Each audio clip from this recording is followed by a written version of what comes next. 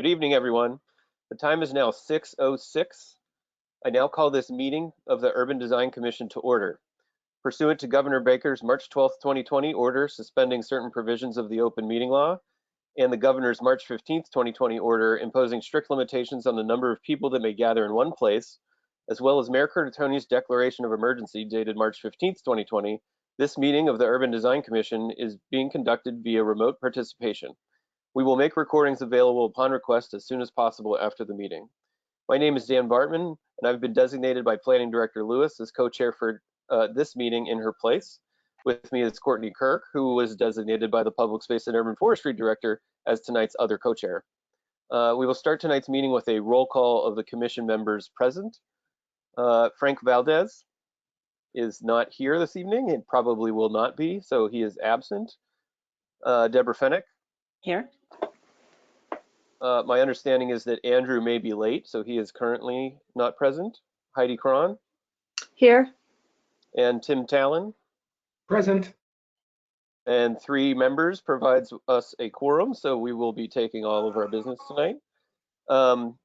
First up on the agenda is actually a review of proposed changes to the board's rules and regulations related to civic spaces. I'll mention that Courtney and I worked on these rules and submittal requirements and what would be in a Urban Design Commission recommendation for civic spaces with Andrew back when he was actually when you were only a 3-person board, and this is now them being put in paper. They've been up on our website actually for a couple weeks now. Any questions, comments, questions, concerns related to those proposed amendments? Hearing none, do I have a motion to adopt the amendments to the board, to the commission's rules of procedure and policy? Motion to adopt. Motion by Heidi. Do I have a second? Second. And we'll do a roll call vote. Seconded by Tim. Roll call vote. Deborah Fennick. Yes. Heidi. Yes. And Tim. Yes. Those are adopted. Thank you very much. And I believe for our first review will be 67 Broadway. Could everybody from 67 Broadway please raise your hand so that you can be unmuted?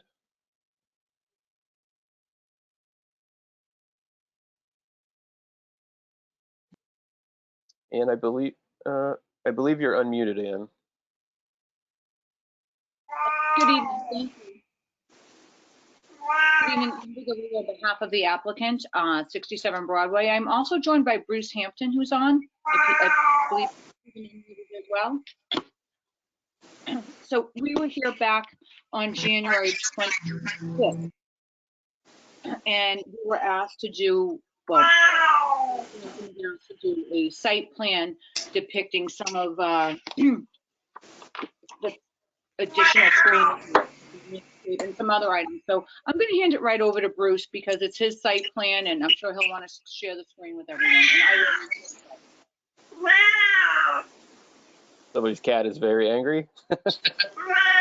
Bruce, you have been made presenter. Do you want to share your screen?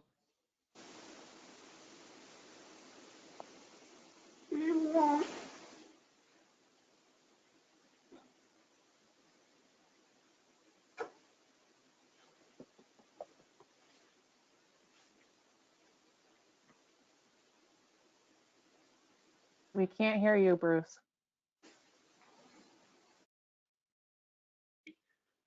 Dan, this is Sarah. I'm no longer seeing Bruce in the attendees. He's in the when he's made presenter, he pops into the other list. Thank you. Tap to share my screen. Can you see this the screen now? Nope, not yet. You can't. Can you hear me? We can hear you. Okay. So tap to share your screen. Okay. You are sharing your screen. Now we can. Now you can see it. The memo and the memo that leads us off is the first page. You can see that okay? Yes. Okay, great. So we took notes from last meeting. Last meeting was very productive, I thought, and very collegial and very helpful for our efforts. So we took some notes, and if you'd like, we can zip through the notes and then look at the drawings to make sure that we've in fact incorporated every one of the concerns that were brought forth last time. So without further ado, I'll keep this as short as possible. Number one, revise the site plan to consider a more defined entry to the new retail area of the garage. I've included the revised site plan. We'll see it in a moment. Add some additional screening at the residential neighbor to the north. Again, I'll show that to you on the site plan. We've removed the trash cans from the north of the garage. That's in conjunction with the new plantings. Noted to the owner is the fact that the landscape was not very well maintained. So that's going to be part of the next bit of work as spring comes on to help bring that all back in good shape. The front planting in particular at the space number 1, and again, I'll show this to you on the site plan. We've made notes to make sure that that's brought back and maintained. And one of the issues brought out was the question of how to distinguish the difference between the front entry, the new entry into the retail space versus the parking area. So we've made some efforts in the new plan to address that question as well. How are we dealing with the glazing? We answered that last time. We are using clear glazing per the Somerville zoning bylaws. We actually are showing some bollards instead of wheel stops in front of those parking spaces where the windows are right behind that parking area. That should increase the sense of safety there. And consider the use of wayfaring signage. We absolutely shall. As you well can imagine, signage is an important part of any project, and the client does a fair amount of wayfair signing as part of their business.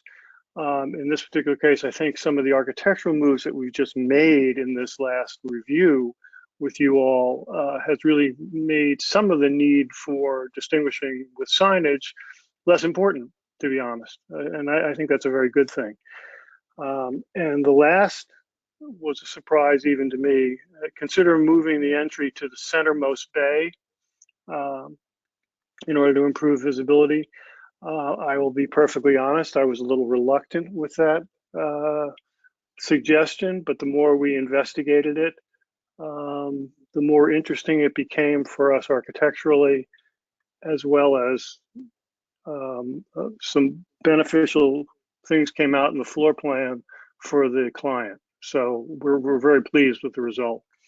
So I did a sketch overlay of that elevation, and you can see what we've done is we've moved the entry to the center, to the centermost bay. So now it's the most prominent bay, and it makes some logical sense that that's the entry into the building. What's happened here is the two handicap spots have slid to the left towards the north, and storefront replaced the door that was originally shown to you as the entry to the retail space. Now I can come back to this in a minute. I just wanted to show you the architecture from the exterior. Here is the site plan where, unfortunately, I don't have a cursor, so I'm going to have to describe things. You can see at the northernmost boundary, we have added 4 eastern red cedars, which are a good screening material along the north border there between us and the neighbor. We've removed the trash barrels. We've added the bollards at the handicap spots. You can see we've indicated new scored concrete area for the entry definition. Still handicap accessible, but visually a different material than the asphalt pavement. And then at the bottom of the plan, at the front of the parking area, we've noted that the planting bed next to space number 1 needs to be redone, replanted, and maintained. We do think that the juniper is probably the right kind of planting there. It's hardy, it's tough, it just needs to be maintained properly. I added the floor plan just so that you could understand the flow. As I was suggesting, the vestibule in the center, at first, I wasn't necessarily that enthralled with the idea, but it turned out that we used up essentially empty, or open sales floor area, which allowed at the northernmost portion the reception to move from right to left, and it actually added a POS station, which makes my client very happy. It means it'll work much more efficiently. Flow through will be easier. And in fact, I think it increases some of the privacy to the bathroom that's available to the public here. So that, I believe, addresses all the points. I'm happy to entertain any questions from the board. Thank you, Bruce. We'll open it up to discussion by the commission members. Sure. I'm glad you were able to make it work out because I think it's a pretty logical, the building sort of says where the entry is, so signage becomes Yeah, right. unnecessary. And so it's the right solution, at least in terms of getting into the building and all that. So, I'm glad it worked out, and I think it's very logical and appropriate. Great. Well, your help was gladly accepted. I appreciate the changes as well. It feels intuitive to me. It feels right. And so I appreciate you working through this. I also really appreciate the addition of the 4 eastern red cedar trees there along the north property line as well. Good. Yeah, I third the comments. I really appreciate your openness to our comments and to making this change that I think we all agree really improves wayfinding and improves a lot of things about this, makes it a little more intuitive, and I'm really glad that it positively impacted your floor plan. I wanted to ask one question. I know we talked a little bit the last time about a sidewalk going into the space, and I just wanted to know if you guys were able to address that, or if that existing sidewalk is going to be sufficient now that the entrance is sort of moved over.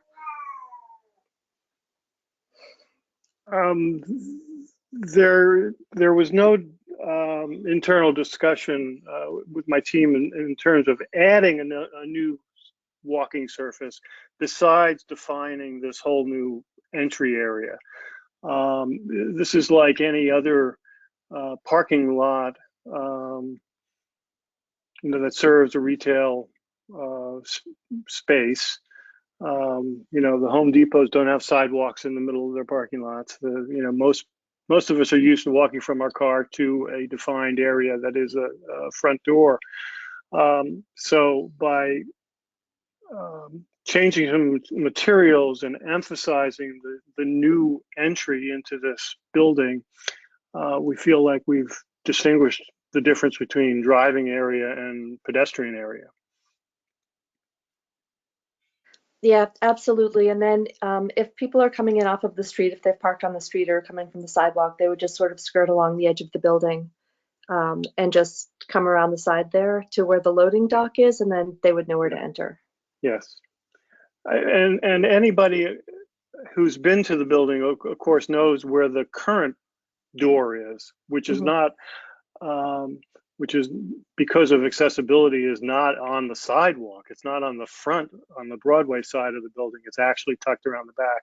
So Fortunately, the client has been very good. There's always a security person out in the driveway area helping to guide people. And I think we can say without any hesitance that they haven't had any problems with wayfaring on the site. Okay. All right, thank you. Thank you. I just have one suggestion, and it's more something you may want to just consider, and that is, I think there's a change in material in the drive surface from asphalt to concrete to delineate the entry. But there still may be the potential for someone, if all the parking spaces are full, or even if they're not quite pulling into the accessible spaces next to that area, to park on the scored concrete or even Right. so. You've added a few bollards at the glass, and perhaps you may want to consider a few out at the kind of outer edge of that scored concrete area as well, just to prevent vehicles from coming Right. up. How do you feel about plants in pots? Because that was one of the things we considered, was some defining elements that were not necessarily planted into the, having to dig up concrete anymore. But how do you feel about that? Yeah. Yeah, I feel good about that. And that might solve both problems. It adds a little more definition saying this is pedestrian only, but it also softens it with a little greenery too. Yeah, Tim, I had the same thought about the bollards, but I think, I think you might want something heavy, because I think you want to do more than discourage. You want to Prevent. have it something. Yeah, exactly. Yeah, right. Right. So, yeah, but I think that's a good solution. But nice hardy, heavy ones. Yeah. I will definitely go that route.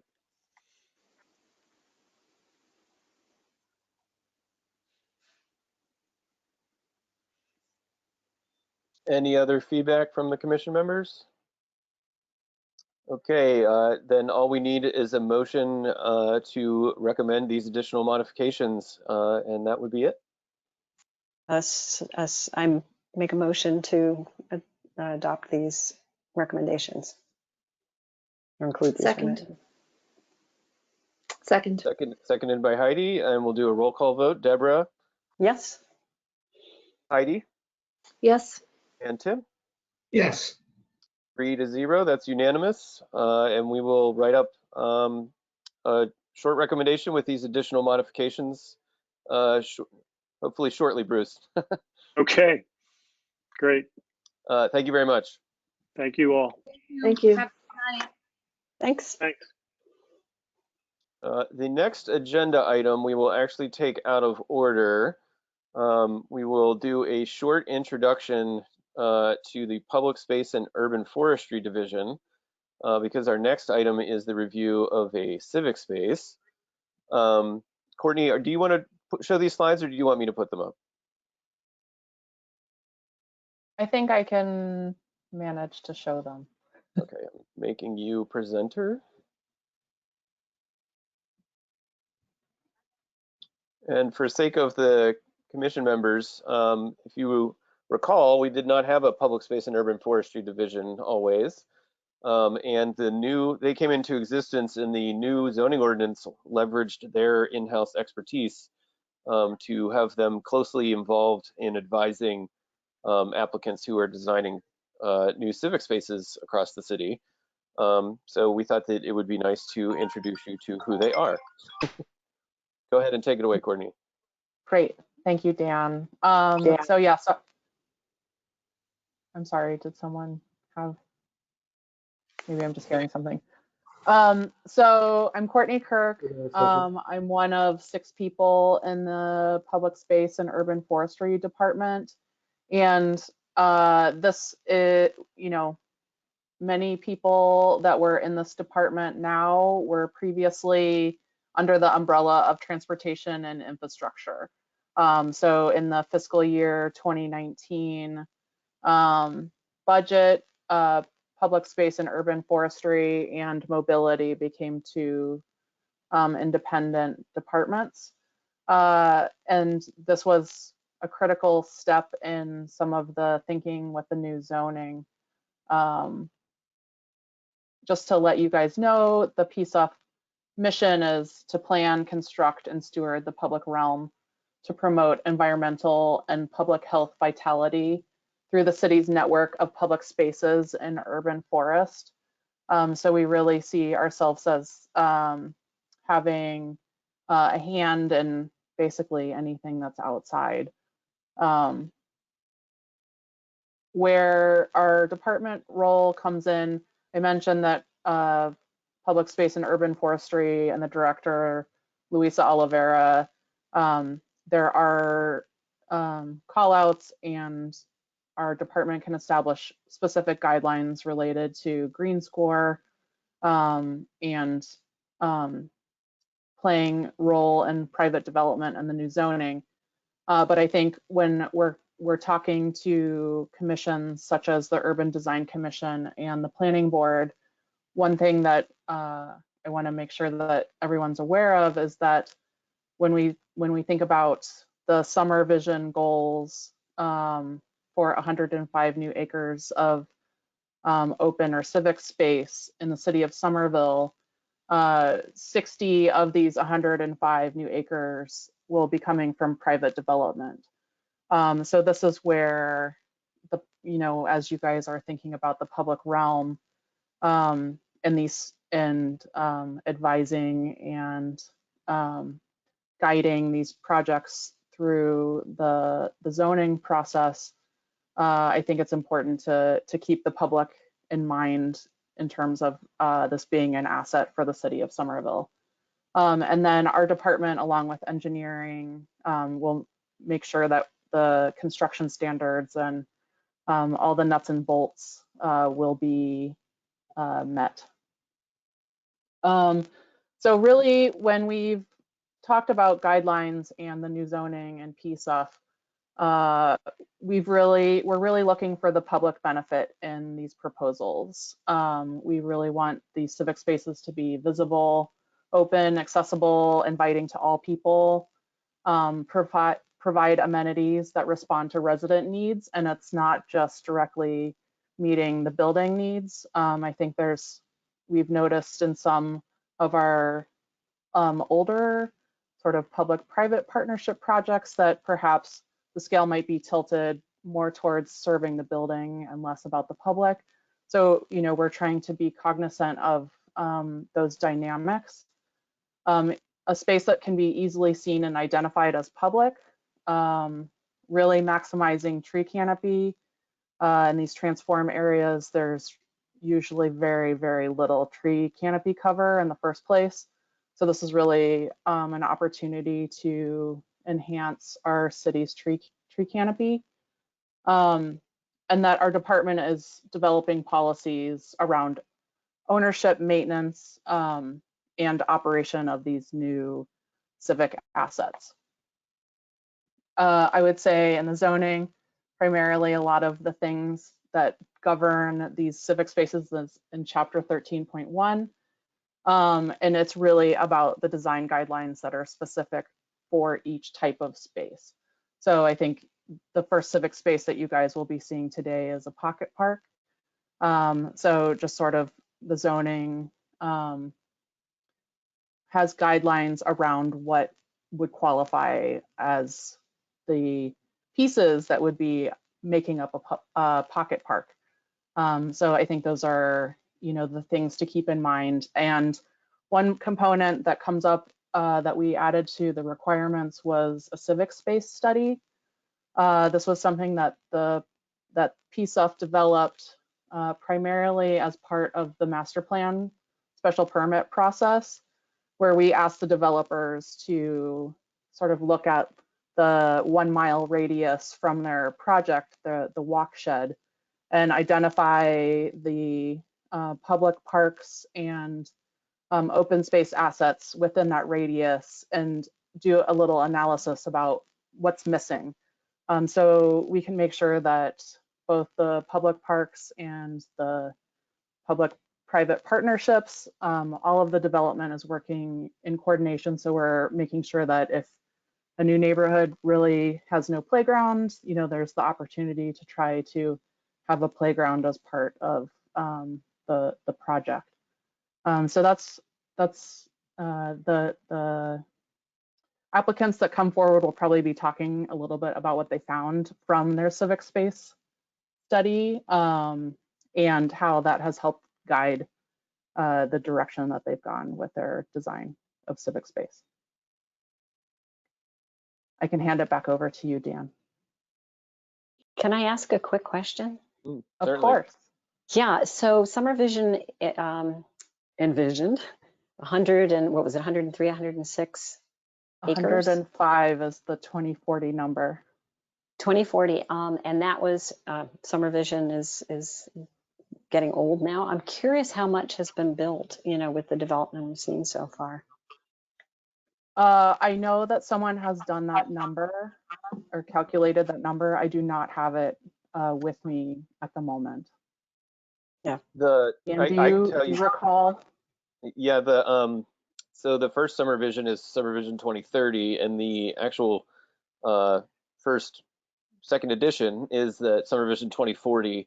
Its 105 number reflects progress that's already been made since the adoption of the first Summer Vision. So then what that was would the be first? 20 acres. It was 125. 25. Yeah. So we've done 20 acres in one form or another, and some of those might be under construction right now still. And there's some stuff in the pipeline, but Summer Vision 2040 had to put out a number at a point in time. So some progress might have been made towards that already also.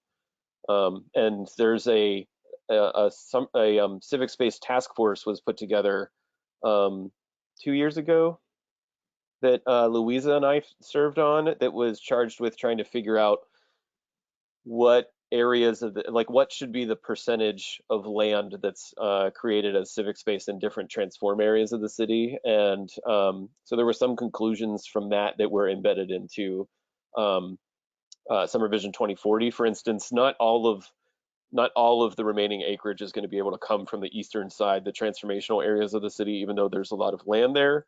We're going to have to find some other spaces across the city to build some civic spaces. This is the project that we're about to review.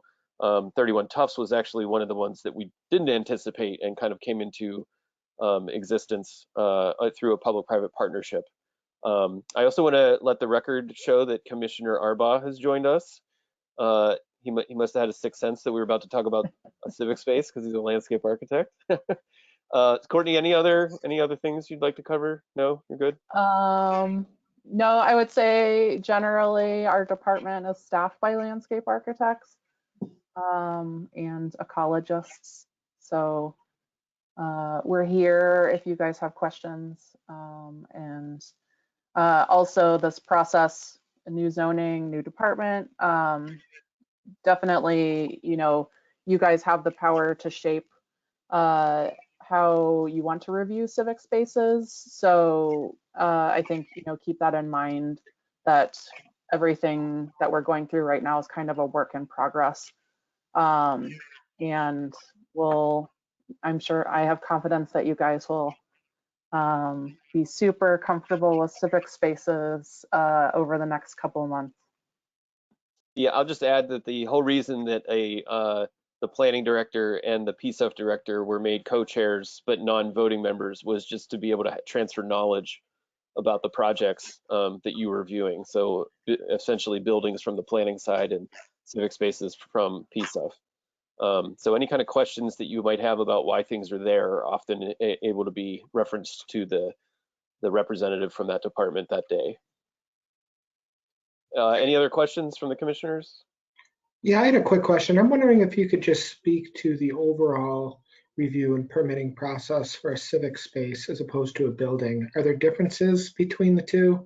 I guess the second question is the review of civic spaces, is that usually proceeding in parallel with the review of the associated development, the building that's being built as part of it? Yep. So civic space is a land use, just like many other things across the city. You can have multiple land uses on one lot. So 31 Tufts is one of the examples where they're going to build a building, and then on the remaining part of the property, they're proposing a civic space, a pocket park. You can also create a standalone lot and make a pocket or a park out of it, a civic space out of the standalone lot, where it would be the only land use. Civic spaces themselves, their physical manifestation requires site plan approval. So that in relation to a building, it has all of the same pre-submittal steps. There's a neighborhood meeting, design review followed by another neighborhood meeting. They have different analyses that inform them. Courtney brought up the civic space study that's required for civic spaces. There are different types of studies required for the buildings, transportation impact, transportation access, mobility management, things like that. So they're similar, but they have different standards, of course. I believe it's Article 13 in the code covers civic spaces. Each type of civic space, so civic spaces have types, just like the buildings have types in our code, and each one has different standards and some physical metrics. They're typically about the amount of seating, amount of landscaping, number of trees, and amount of pavement. And then there's some qualitative design standards and guidelines. And so the commission will review this in light of the guidelines for the specific type that you would be reviewing. So tonight is the pocket park, and so it'll be referencing the pocket park design guidelines.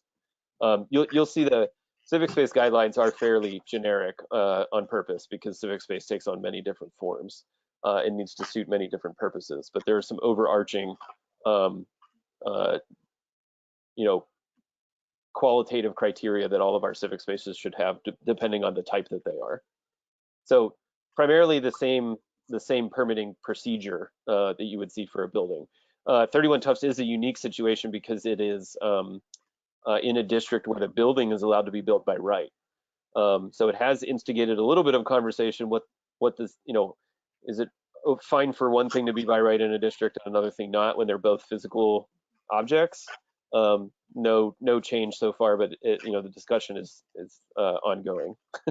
Like should civic spaces be allowed to be by right in the UR district is what this the question that was raised.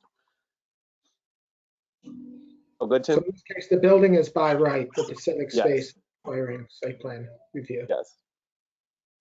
Okay. Thank you. Mm-hmm. Any other questions from the commission members? All right, then the next agenda item will be actually 31 Tufts. If we could have Deborah. I'm going to unmute you. Deborah, you are unmuted. Are you also going to present?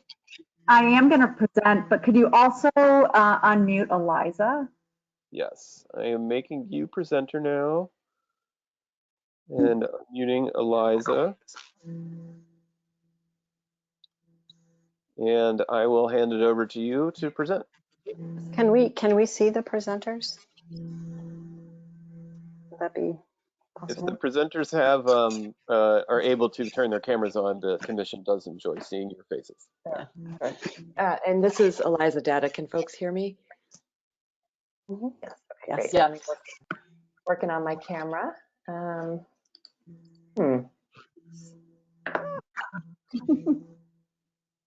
Not, no. Courtney, any hints on how to start my camera?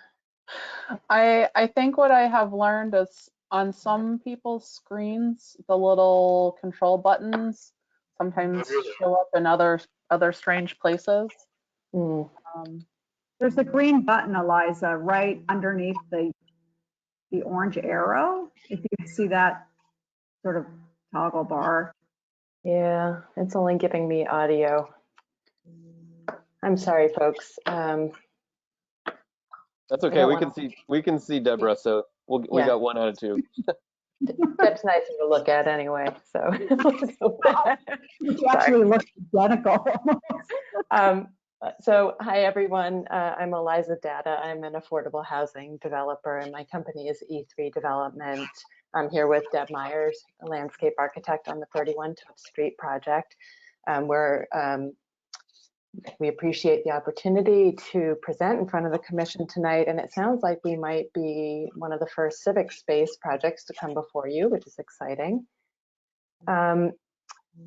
I will tell you a little bit about the 31 Tufts Street project before I hand things over to Deb to present. So as Courtney mentioned, this is a public-private partnership. 31 Tufts Street is a parcel of city-owned land on the corner of Tufts and Glen Street in East Somerville. You can see it on the slide presented here. The city put out the parcel as part of an RFP in 2018, and our team was selected in 2019. And we put forward a proposal that combines housing and publicly accessible open space. These were both priorities of the RFP, and in particular, the open space component. So we've spent a lot of time both with Courtney and other planning staff members and the community to think about what that open space could be and really try to make it kind of meaningful and high quality for the community. Even though the housing component is not the subject of our presentation tonight, I'll tell you a little bit about what we're planning there. So we are proposing a mixed income, affordable and workforce rental project. A 3-story building that will meet the new zoning ordinance, which is exciting for me. I don't think I've ever done an affordable housing project as of right before, so that's thrilling. And we're gonna have 16 apartments, a mix of more deeply affordable units at 50 and 80% of area median income, and then some units that are meant to be workforce at 100% of area median income. The proposed building will meet Passive House standards, and I'm pleased to report that we've received funding commitments from the Somerville Affordable Housing Trust, from the state through the Department of Housing Community Development, as well as Mass Housing. So we are hoping to move forward with design this spring and work towards a construction start this summer or fall. But with that, I'll hand things over to Deb, and I'll just say that we've appreciated Courtney's guidance in kind of understanding the new ordinance and the requirements of the civic space, and we've gotten a lot of help trying to in understanding how to interpret it and how to kind of put forward a plan that hopefully meets the requirements of the new ordinance. So Deb, I'll let you take it away. Great, thanks, Eliza. And I'll second the thank you to Courtney, both for being, in the last year and a half, but also that was a really helpful setup to review the guidelines before I go through our presentation. So the site is highlighted in pink, 31 Tufts Street. So Tufts Street, can you see me move my mouse or no? Yes. You can, okay, that's fabulous. So Tufts Street to sort of the west, and then, or sort of south, and then Glen Road coming up to the north. You see the Capuano school site here, and our train and more industrial neighbors along Tufts Street. So a little bit about the process, both from a design perspective and a community engagement perspective. Courtney described the sort of walkable distance, and as landscape architects and anyone in the urban realm love to get sent out to walk around for a few days. So my team did that, and there are a lot of different boundaries, sort of physical boundaries around the site that's now tiny in the epicenter here with the pink dot. But again, sort of the largest open space is the Capuano Center, and then we have our the East Somerville Community School more to the north, and then in this outer ring, sort of much more scattering of open spaces around. But it's sort of that site analysis coupled with meeting with the community really gave us a good sense of what was missing from this part of Somerville, as well as sort of the immediate needs of the residents. So sort of our process was, our own understanding of the urban context of the site, as well as what the neighborhoods or the neighborhood residents and community really felt was missing. Okay, next. There we are. So this diagram was just a kind of a quick understanding what was around. The orange is the walkable sort of half mile or quarter mile, and then the mile is all the gray. And we didn't do anything after the half mile. So Courtney, your whole mile radius would change this, but I think it gives you a good sense. And it reiterated or reinforced what we heard from the community was that this site, nor was it large enough, but it's also was not a site that needed a playground. It didn't need a basketball court or a soccer field. The residents, and we felt also just for the context of the site itself, it really needed to be very green, a lot of tree canopy, and more of a quiet, contemplative space. Still, I won't say always quiet, but still having families be able to have a picnic, or a family able to have a birthday party, a dog to be able to walk through the park, but really just a beautiful space, something that's going to create a greater sort of, again, the tree canopy. I can't talk about that enough, how much people just wanted to be able to see green green both on the ground, but also in sort of in the air. So moving on, another part of, again, sort of this dual process of diagrams that we do for ourselves, but diagrams that also help us when we're out in the community. And I will say, I believe, Courtney, you went to a few of the meetings. This neighborhood is very engaged, which is wonderful, and they know what they like and they know what they want. And so we had, we both had presentations, and then we also did a really several hour charrette with them well over a year ago now. These diagrams were helpful to get a sense of what 5,000 square feet really means. So we overlaid, the square on Symphony Park, on Paley Park in New York City. It doesn't cover a basketball court, and that's a small fraction of the turf field at Capuano. And then again, a little snapshot of our site, which is all paved. We have a new construction multifamily condo building that was built to the north, and another sort of smaller scale 3-family across the parking lot. That's our other neighbor. So the process I talked about, sort of what did the neighborhood ask for, and then working with the design team and the architects.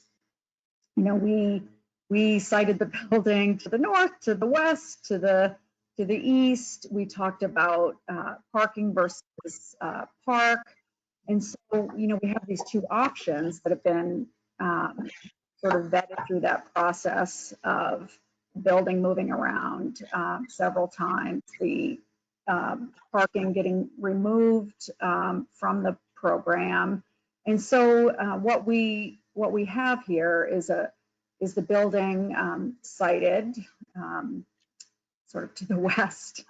Does anyone else have that trouble where the site's not exactly north and south? So I'm gonna struggle with my directions here, but we'll say top plan. Building sited to the top in this small L shape, carving out a private space for the residents of the building itself. And then really what we as a design team, and also I think just for the urban character in the neighborhood, it was really felt sort of like the obvious gesture to site the majority of the park along Glen Road, but also to be, to hold the corner along Tough Street. And with the way the building is flipped now to have the L to plan the top of the plan, it really, Courtney, you mentioned this in your lead up about sort of making something feel incredibly public, and whether it's a civic space, a pocket park, a public park. I think this, just the massing of the park being on this intersection of Glen and Tufts, I think is the right location. So the site is fairly flat. We are, for lots of different reasons, the building is set up a few feet, so we have a ramp and some stair access to get in. Then this back courtyard is all sort of elevated up and screened from neighbors, both of whom we've been having some very productive conversations with. All right. So option A, I don't know how much time I have. You can raise your hand if we need to speed it up. So option A, a little more organic, definitely wanted to sort of create this very permeable site plan where we can walk in from Tufts. We grounded the corner with a raised planter seat bed.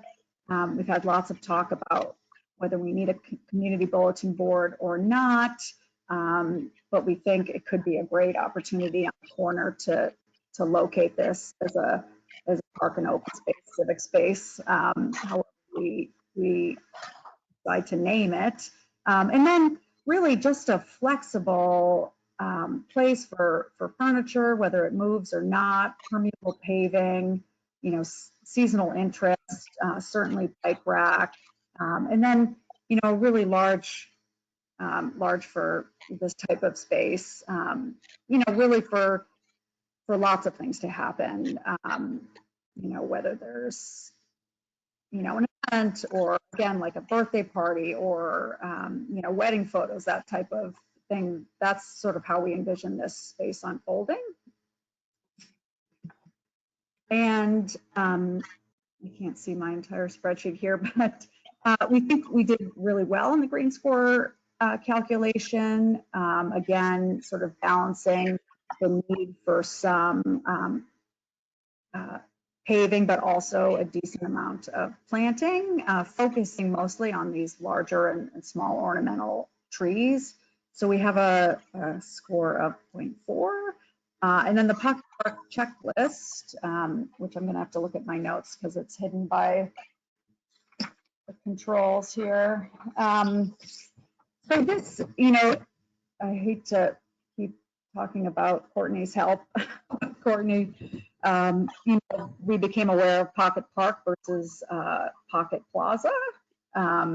So, in this case, in this option, we are low on the percentage of landscape, but we felt like we were just going to keep it at the Pocket Park, given that we meet so many of these other requirements, the bike rack, the bulletin board, the residential screening, resilient plantings, ground covers where there should be ground covers, and we'll get the layering of the understory. That'll be actually really fun. Can I ask a quick question? I'm sorry? So in this case, landscape is defined as softscape? Sorry. So landscape is defined as softscape per the code? Yeah, that's correct. Right. And they have, I'm not an expert on this chart. Somerville's done some great work here. But so these are right out of your sort of guidelines.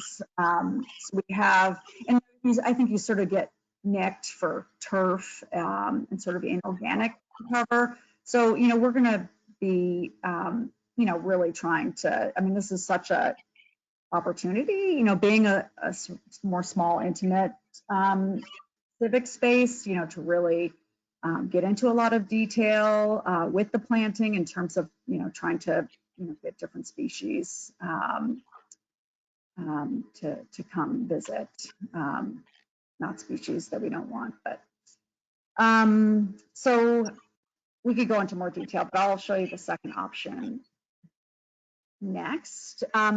So, and I think the main point of tonight for us is to obviously get some feedback before we go back to the community. They've seen different iterations of these plans, but I think we like all of the options, so it'd be great to get your perspective. So the second option, clearly more sort of linear, a little tighter. Again, we have our space sort of plan north. Again, if you're curious, trash and all the back of house is going to come out kind of and screen from the park as well as the neighbors. And then the same ramping and stepping up to find Puff Street. And I think actually it was really, again, we played with the orientation of the building and also the entrance. So I really love that the building entrance is on Tough Street and then the park feels more part of Glen Street. So this, again, nice buffer with the building, some tall, great fall color shade trees. And then we have some, different scale rectilinear planters, built-in bench seating, bike racks, some movable furniture. We see lawn games getting put out. And I really love these fun, colorful amenity shelters, I call them.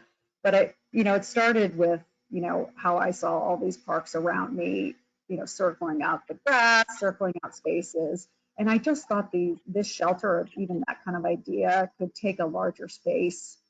So, one family could take one and, someone else reading a book could take another. So I thought that was just a fun pop of interest to break down the scale of the park. Same set of, drinking fountain, if a kiosk signage made sense, and enough permeability, but also enough feeling of enclosure. So site green score calculations, this park both has a higher green score as well as we meet all the pocket park guidelines or recommendations, requirements, including the landscape. So there is technically more softscape and kind of balanced with, of course, pavers that we're proposing. So I put them side by side. I would welcome any questions or comments. And if Eliza, if there are key pieces I forgot, please do jump in, because I'm sure I did. That was a great overview. Thank you, Deb. And yeah, we look forward to feedback.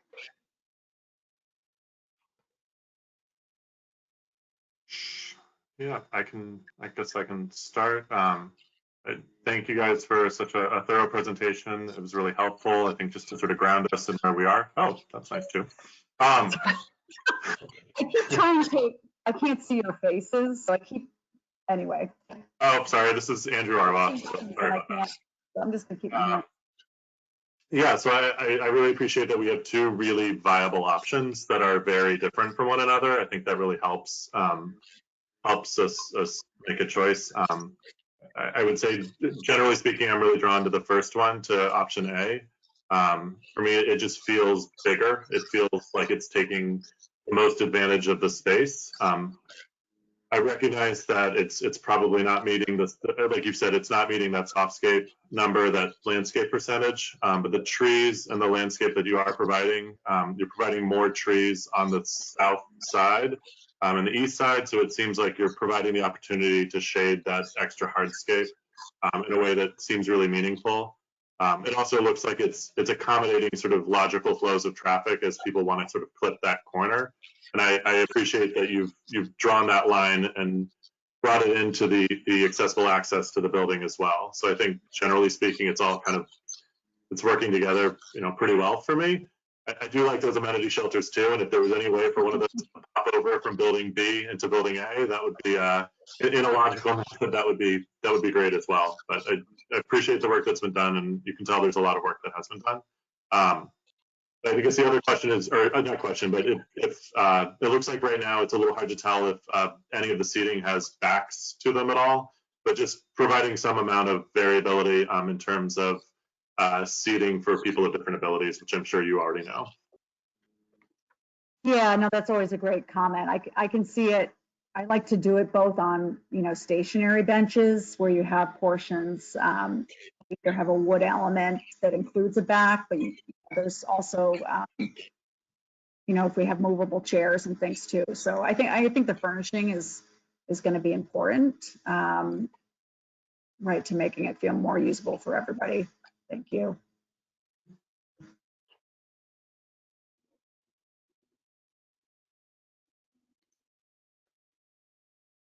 Hi, this is Heidi Cron on the Urban Design Commission here. I want to thank you guys too for your presentation and for being so thorough and also showing us these two very viable and very different options. It's great to have a lot of stuff to look at to spark conversation about this.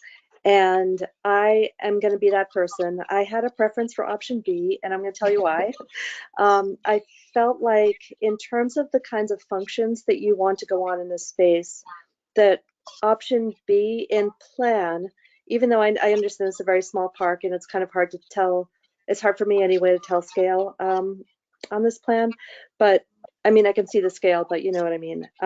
That option B seems like a little bit more programmable in terms of all the different kinds of activities that you see going on here, whereas option A seems a bit more casual and a bit more like the opportunities here. It's like you said, like if there's going to be it's a very beautiful place for wedding photos, where option B may be a little bit more practical.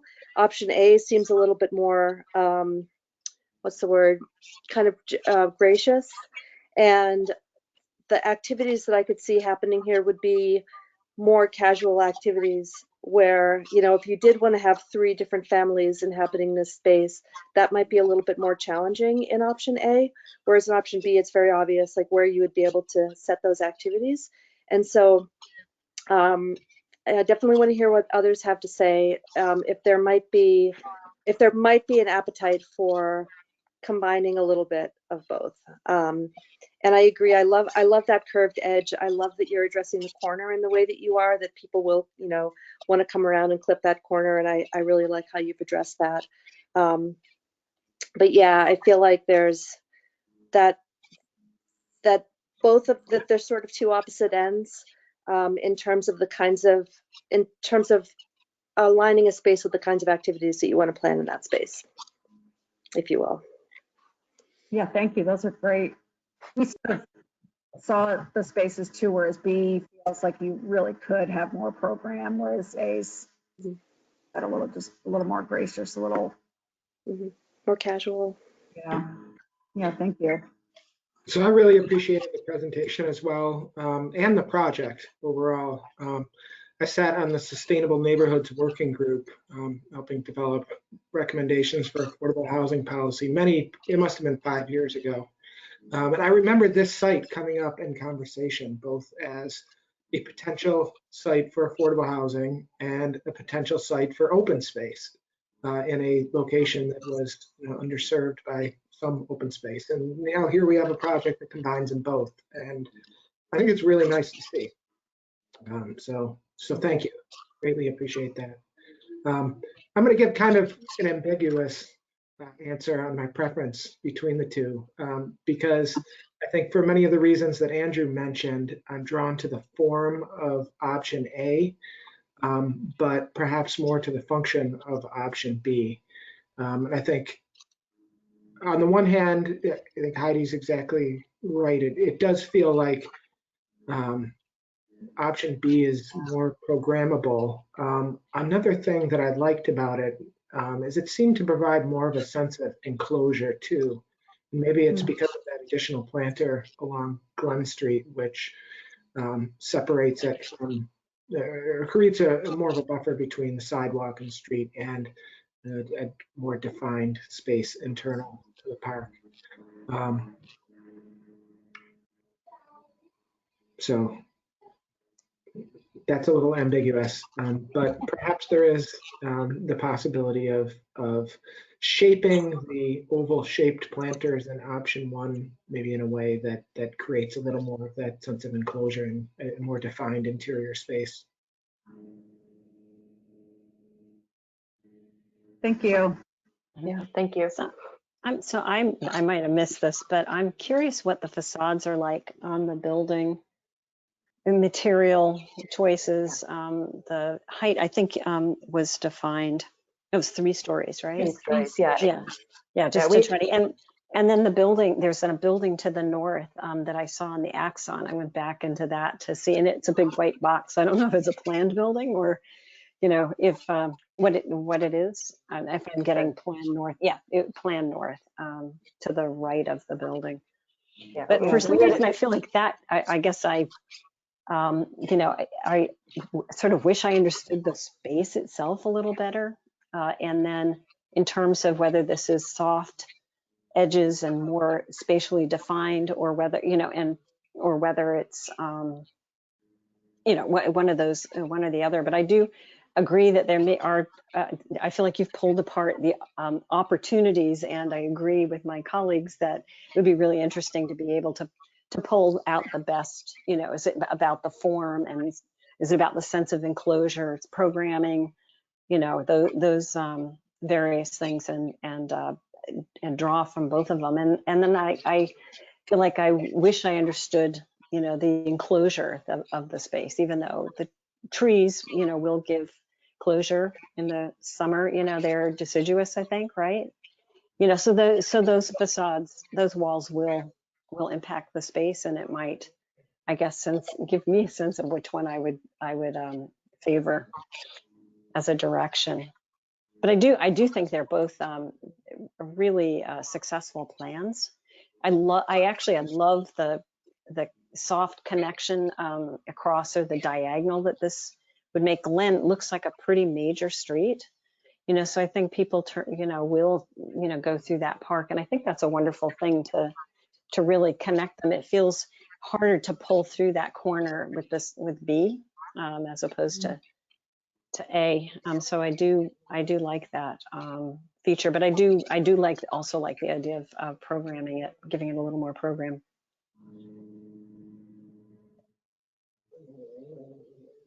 Do you have an idea of what the facades are? I feel like I might have missed that. Yeah, Eliza, do you want to touch on that? Sorry, Deb? Do you want to touch on that? Yeah, so we did anticipate that there might be an interest and a desire to see how the building was framing the space. So we have some renderings that Deb scrolled through quickly. We'll let you see them, but with the caveat that the architects are still working on some of the details. So next time we present this at the next community meeting, it's going to look a little different. But this, I agree, it's helpful to understand it in context. So Deborah, also this L is flipped now. So the massing along Tough Street will feel the same, but what's different is I guess the long L will come out from this point. So you have more of a flat, but you do get a sense of the scale of this other building behind it, and where the view is standing. There's that industrial building, and then to the left there's I think it's wood clad 3-family with parking, their own parking in between our 2 spaces. So Deb, you're basically saying that that black wall would be coplanar with the white one now instead of separate. Right, and I'm not sure. I mean, I'm not going to play architect. I'm not sure if it'll be exactly coplanar. There'll be a little bit of a, just like the 2 materials are interfacing on the corner there. There might be something, but yes, in the massing perspective, it will read right across. And in the landscape elements here they're not updated or sort of accurate to the plans, but you do get a sense of the volume. I mean, it's almost a little wider than the building is tall. I think it's great to see this too, because you get a sense of that there are going to be ground floor units that are along that edge that are going to be shaded by those trees. And in that case, I'm so glad that you brought this up, Deborah, because I feel like in that case, you do want to have an edge there, like option one, where the trees are pulled away from the building in a kind of like a curved way, maybe, that it's not, I'm not sure sun goes east to west. So I guess that is the south facade. So Yeah, it's like is that something that you've considered in the plans? And again, like, so I'm not going to play landscape architect, but just in terms of so you've got this north face, south facing windows, which is very desirable. So what's going to be, have you considered what's going to be happening at those ground floor units with those trees, especially in the summer? Yeah, no, I think we are considerate of that. And I think we're going to be working through sort of where the windows are exactly, and both, you know, the balance between privacy and not screening much. So whether or not, you know, Andrew could weigh in on this, but, you know, are they more fastigiate? Are they more, you know, sort of more multi-stem lower trees? You know, so I think, you know, we're not necessarily to that detail, but you raise a very good point. You know, that whole space, and you know, Liza, you probably asked that several times whenever we're talking about these plans as well. So it is an important consideration. So thank you. Yeah, I think A is a really interesting counterpoint, and just based on, you know, the way you've represented, you know, the buildings around that corner. So I am really intrigued by that about A. Yeah, I agree, and I think because of the curvilinear nature of A, it suggests a less formal planting scheme than what we see in B. Seems really in fitting with the neighborhood. East Somerville is just not the most formal place, and especially right across from a train track. It seems like it could feel a little sort of artificially fancy for this portion of the city. I also kind of want to push back a little bit on the idea that B is somehow more programmable. I think I love those little pavilions, but they do have a volume to them, and they are taking up a lot of that space that in volume in Plan A is really left open and left. You know, for me, I can imagine a lot more things happening in the volume of space that's provided in A than I can really in the volume of space that's sort of used by these pavilions in B. And what I like, I guess, about that too is that we still get that private space in that sort of big loop in the top right corner, where I have a space that could be sort of out there in the middle of, you know, where I'm doing programming, and then I have a separate space that doesn't feel discontinuous, that is a little bit more private for just me. So I feel like it is balancing those things really well for me. I really appreciate your reference to the neighborhood and to the kind of casual nature of the neighborhood, where something like A might be a little bit more appropriate, just sort of in personality to the neighbors. And I still want to push a teeny bit on maybe that second oval, the one that's more in the space, not on the corner, maybe gets a little bit smaller and opens up the spot above it a little, just to maybe have more of a community feel and not such a path feel. But I really appreciate the reference back to the neighborhood, and I think that that's going to be really important in the way that this goes forward. Yeah. Oh, the other thing I wanted to say is that is there any concern that these ovals, and again, just kind of a little hard for me to place myself in this plan, but is there any concern about the way that the plantings work and making sure to discourage any kind of activity that would not be wanted in this park? Yeah, I mean, I think visibility and sight lines is obviously important. And I'm just thinking, so yeah, I mean, the height, I mean, there is a natural tendency, like with the planter, you know, on the main corner to berm it and sort of create that. But I think, I mean, it's a really good point. I tend not to do a lot of taller evergreen trees for that reason. So there will be a lot of transparency. And I think just the spreadsheets alone, they really discourage too tall of plantings in parks. But I've done a lot of urban work, a lot of affordable housing work. So sort of eyes and ears are always important to think about. Thanks. Is irrigation being provided? I'm always a big fan of irrigation. Me too. That's why I'm asking. Yeah, there's been, you know, a lot of pushback, you know, about green and lead, and I still, you know, there's a lot of great techniques we can do to minimize the water usage. But I think, you know, for establishment, you know, no amount of right plant, right place, you know, things still need water to start to grow. So that's my little soapbox. But a lot of clients, you know, we get it established and then it's running and then it's just sort of on a summer basis. So, I mean, I think there's a lot of, you know, you balance sustainability and plant health.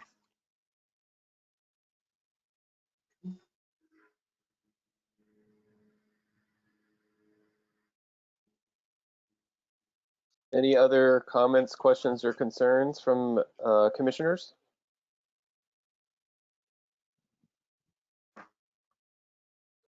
Hearing none, that means there are 3 votes related to civic spaces. One is to choose a preferred schematic design option. Number 2 is to determine if the design guidelines have been satisfied for a pocket park. And 3 is you would vote to provide all of the recommendations that you have provided as modifications to the preferred design. So the first 2 need an answer. What would be the commission's preferred design? And number 2 would be, does the commission believe that the design guidelines have been satisfied? So Dan, I have a question. In the case of option A, where we know that the softscape percentage has not been met, how do we do that? So it's okay for things to be off of compliance right now. The fact that she knows it means that that's something that they're working toward. Remember that we're reviewing something during its evolutionary design process. So we can make sure to bring things into compliance for the site plan approval at the planning board. I do compliance on a daily basis. I'm actually curious whether or not this complies more. There's some amount of the paving surfaces that actually count as landscaping in the zoning ordinance, depending on their permeability. So we can do a closer read, because I'm not sure that this is that far off, if it is. Your feedback will inform any kind of design changes, so it's best to actually calculate strict compliance afterward.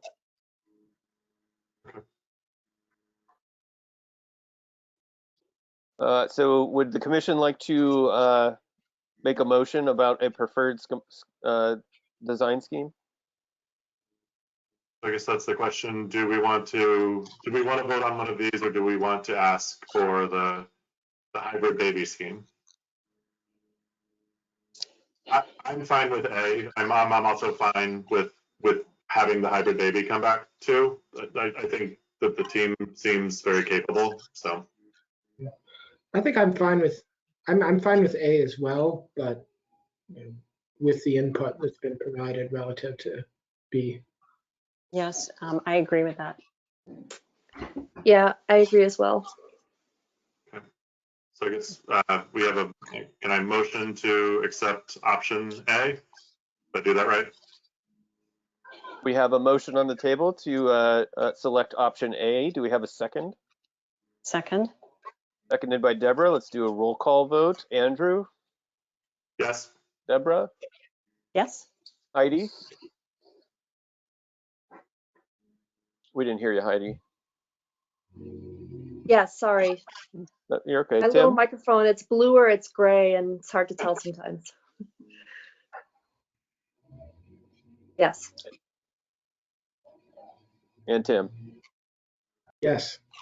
That is unanimous, 4-0 for design option A. Number 2, and we can address the modifications in the third one. Is there a motion on the table for that design option A meets the design guidelines for a pocket park? So moved? Do we have a second? Second. Seconded by Heidi. Let's do a roll call vote. Andrew, Yes. Deborah, Yes. Heidi, Yes. and Tim. Yes. Also unanimous, 4-0, that the design guidelines for a pocket park have been satisfied. And the third one would be to incorporate the recommended modifications that the commission has identified into the chosen schematic design. So for the modifications addressed tonight to be incorporated into design option A, we have a motion. I make a motion to incorporate the comments. Thank you, Commissioner. Do we have a second? Second? Seconded by Deborah. Let's do a roll call. Andrew, Yes. Deborah, Yes. Heidi, Yes. and Tim. Yes. 4-0, also unanimous, and that is it. So Deborah and Eliza, we will write up a recommendation reflecting the wishes of the commission and provide it to you shortly for your project to continue to advance to site plan approval. Thank you very much. Yeah, Great. thank you. Thanks to everyone for your time and your feedback. We appreciate it. Thank you for your work. Thank you. This is a great project.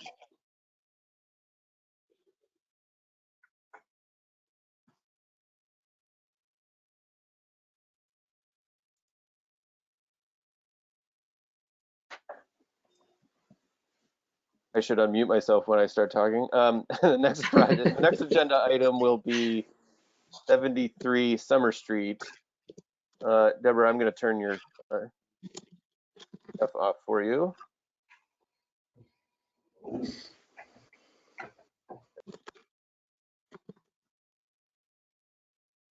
Can we get a hand raised for anyone presenting for Summer Street? Natalie. Here, I'm going to unmute everybody. And somebody tell me who's presenting. Hi, this is Nick Oganowski. Hi, Nick. Will you be presenting?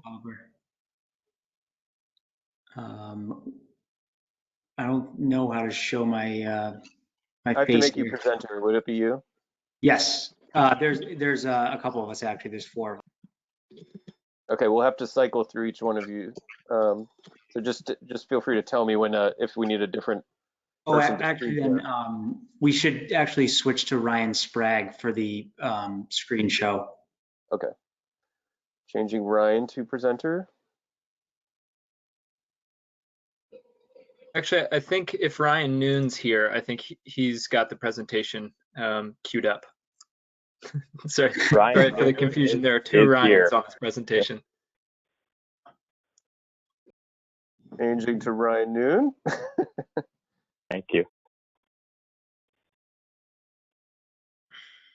All right. All right, you should be able to present. All right. I'm just trying to share my screen here.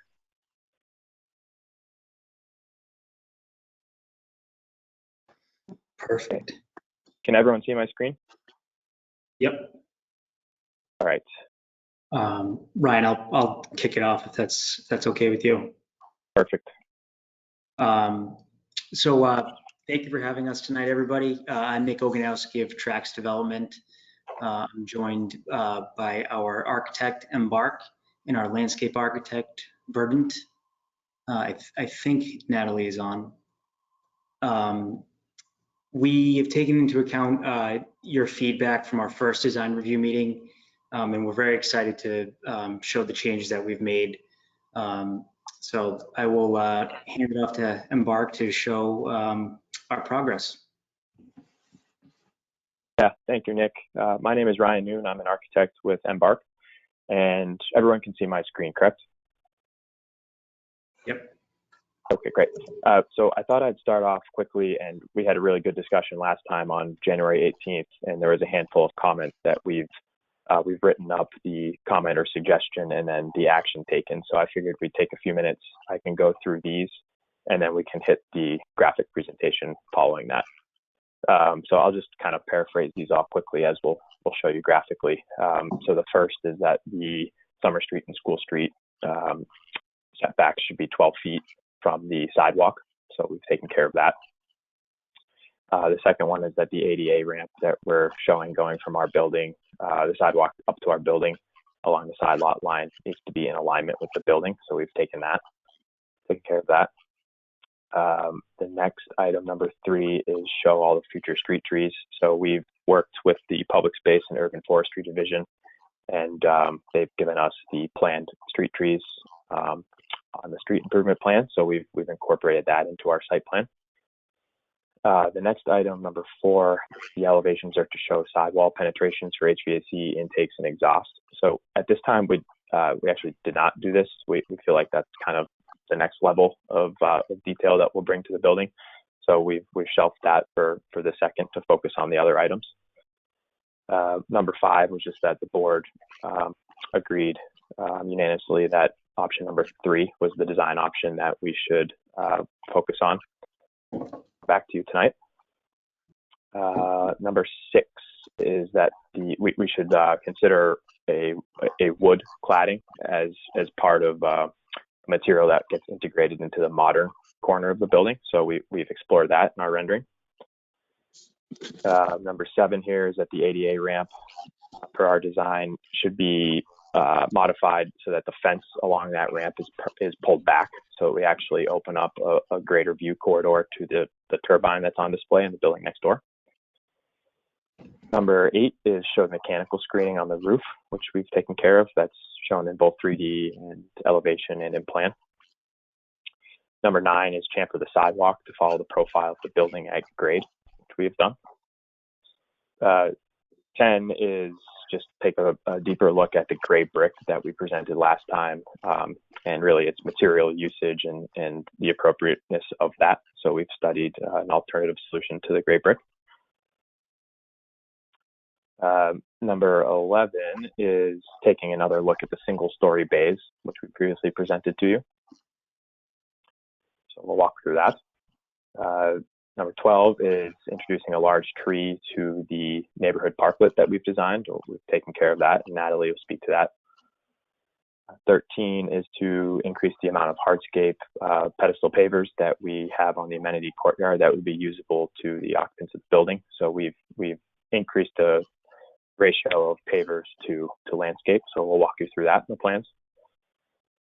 14 is to show the locked egress gate to the ramp and stair configuration, which I spoke verbally about last time, but it wasn't shown. So we've shown that now. And last but not least is take a look at the planar treatment of our exterior claddings as they meet. And if you remember last time, I explained that the design of our materials were meeting coplanar, but then we had the option to actually look at that vertical slice through the building that would allow the materials to be coplanar, but separate from this sort of vertical sleeve. So we'll walk through a few options there. So those were the 15 or so comments that we took from the last hearing and that we've studied graphically. So I'm going to go to the graphic portion of the presentation. And I think Ryan Sprague, if you don't mind unmuting him, he's going to take a few sheets and then it's going to go back to me and then it's going to go to Natalie. Yeah, I'm unmuted, I think. Can everybody hear me? Great. Okay, yeah, so I'm Ryan Sprague, also with Embark. I'm one of the designers on the project. And just a quick refresher on the location of site. We're, 400 yards northwest of Union Square at the corner of Summer Street and School Street. We're at MR3 mid-rise parcel surrounded by either urban residential projects, MR3 mid-rise. And we have some exposure directly across School Street to a couple neighborhood residential buildings. We felt like it was probably helpful to start off by kind of refreshing where we left off and sort of giving you a side-by-side of where we were versus where we are. I think, it's more evident when you see them side by side, kind of the progress of, or the progression of character and quality between the two. So some of the items that Ryan Noon just talked about, I think big picture that you can see in these views is the incorporation of the wood at the modern corner, the rethinking of materiality at the piers at the first level at that corner piece, and then the design of the bays in the brick volumes. We've worked on all of that, and I think in addition to that, our strategy for achieving green score has changed a little bit. So our what we're showing in these two renderings with regard to vegetation and greenery around the building is a little bit different, which Natalie will speak to a little bit more in depth later on. And I'll speak more in depth about the facade strategies and the design changes in relation to the facade a little bit later on in the presentation as well. But for now, I think I'll turn it back over to Ryan Noon to walk you through the plan changes. Thanks, Brad. Okay, so back to the floor plan. So this is the garage level plan. If you remember from last time, just a quick refresher. So Summer Street's on the bottom of the page. School Street is running up the right side of the page. Our vehicular ramp is off of Summer Street, furthest located from the intersection of Summer and School Street.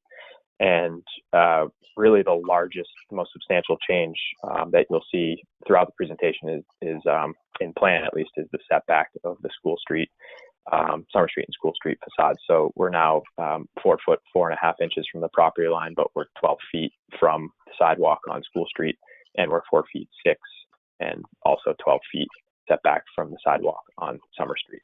So the parking count has remained the same. We have 18 parking spaces. The configuration of space has remained the same. We just took a little bit of square footage out of these rooms to accommodate the shift, but otherwise the plan is very much the same. So just to walk through a few changes, working from the corner, I guess, into the building.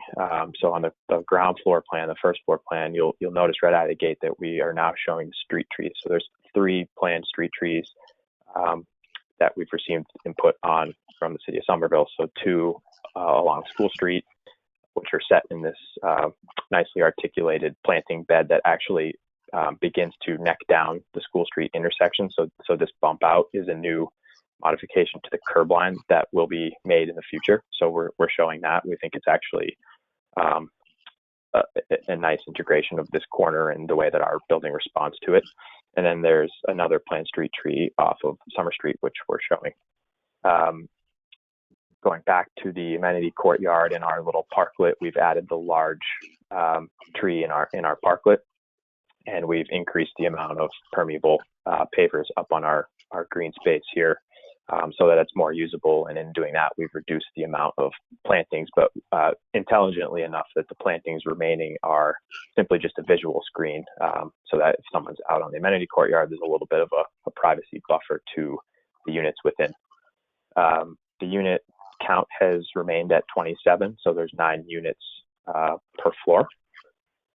And I'll work my way up. No wholesale changes to the upper level plans, except again for the documentation of the setbacks along School Street and Summer Street. And computer's frozen here. Okay, and again, working up to the roof plan. Again, no huge changes except for the setbacks. One change, in fact, actually is the mechanical screen, which you can see as this dashed line, which creates almost this ring around the elevator overrun and captures all of our HVAC and heating and recovery equipment, and that would be at a height of 5 feet above the roof elevation, and it would be clad in a wood texture, which you'll see in the presentation to follow. So in terms of the zoning summary, still compliant in all accounts. The big changes are obviously the setbacks to the primary and secondary front yard facade on School Street and Summer Street. Our lot coverage actually went down because we took some square footage out of the building to create the setbacks. And we did go through a comprehensive overview of our green score, given the changes, and we've still been able to meet 0.30. And like I said, unit count is still 27 units. The parking count is still 18. And we went through this a little bit more last time. I'll just touch on it. The total gross square footage of the building is 39,500 per our floor area ratio calculation. It's 31,375 square feet. We have a good mix of both studio, 1 bedroom, 2 bedroom, and 3 bedroom units, 60% of which are our 2 bedroom units. And I'm going to turn it over to Natalie, who I think is best to explain the landscape strategy that we've come back with, and also further explain the green score. Great, thanks, Ryan. Good evening, members of the board. Natalie Adams with Verdant Landscape Architecture. Apologies for no video. I couldn't make it happen, so I tried. So this is the overview of the landscape plan, and I'm sure you all recognize it. It hasn't changed overly much. Just in a snapshot, you're seeing the residential patio, you see the bike park down at the corner, and then you turn the corner to the front entry and over to the vehicular entry and around the building. And let's move on to L2, Ryan, please. So L2, now this is where you'll see some of the changes that we picked up. The board commented on aligning the ramp to the building edge, and that, of course, we want to do that. So we did that, and of course, we wanted a gated entry, and we'd have some kind of fob or key fob for that. And we did expand the residential patio a bit to offer more sitting space for people out there, more space to engage with each other. Maybe even 6 feet by 6 feet, I don't know.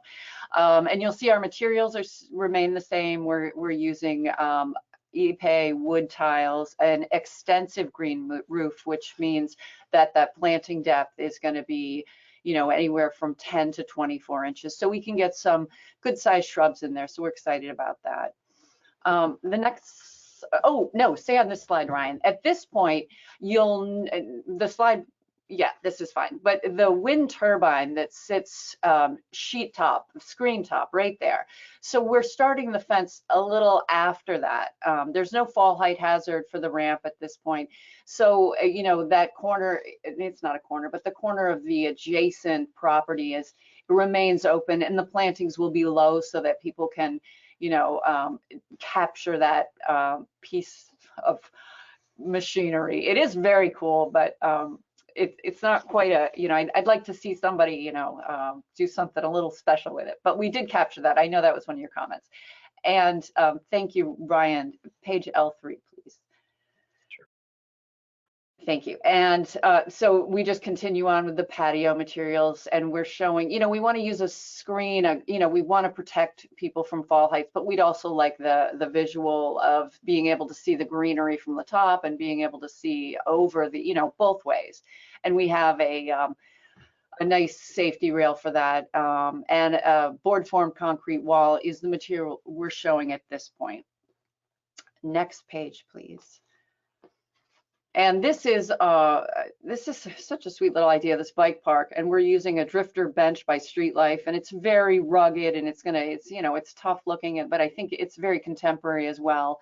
And of course, pervious pavers are now going to wrap around the building, and you're seeing that beginning here.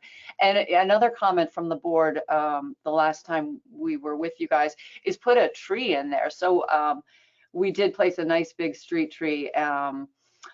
And I think it works out great.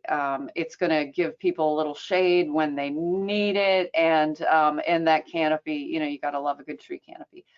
Page L5, please, Ryan. And this is our overall planting plan. And if you look at what did we do? We did the 12-foot sidewalk, and we ran that pervious paver band around the perimeter of the building. And it just looks, I think it looks really great. I'm really pleased with it. And then we picked up the tree plantings from the School Street redevelopment. I think it had something to do with sewer redevelopment. But they gave us a nice big plant bed, and they're bringing the corner in. So they're tightening everything up a bit, and that's really nice. And we did place another street tree on Summer Street as well. And we met the green score. The green score is the next page, please, Ryan. And even with the adjustments that we had to make with removing some of those shrubs that used to be beside the building at the sidewalk, we still accomplished that 0.3 green score, which is above the required. So we're very pleased with that. Thank you. Thanks, Natalie. Okay, so back to the building sections, the vertical sections through the building. Again, no huge changes here. Just noting this 12-foot setback from the facade edge to the sidewalk.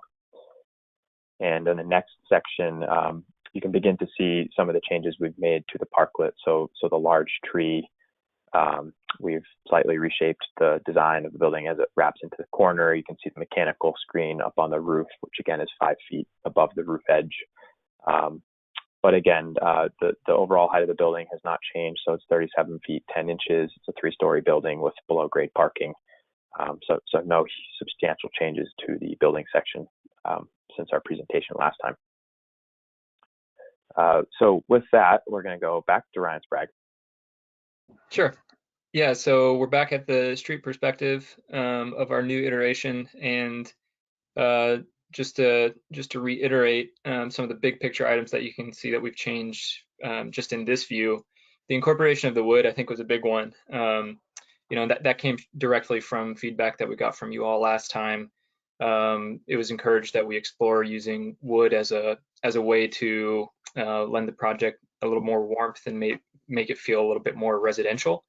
And before we had been showing, like a brown high density fiber cement panel and fins. So feel like it's more vibrant and achieves those goals that you all mentioned. So apart from that, the articulation of the piers at the first level. So it was suggested to us that in our previous iteration, we had brick piers that were essentially a story and a half high that were going all the way up to the second story.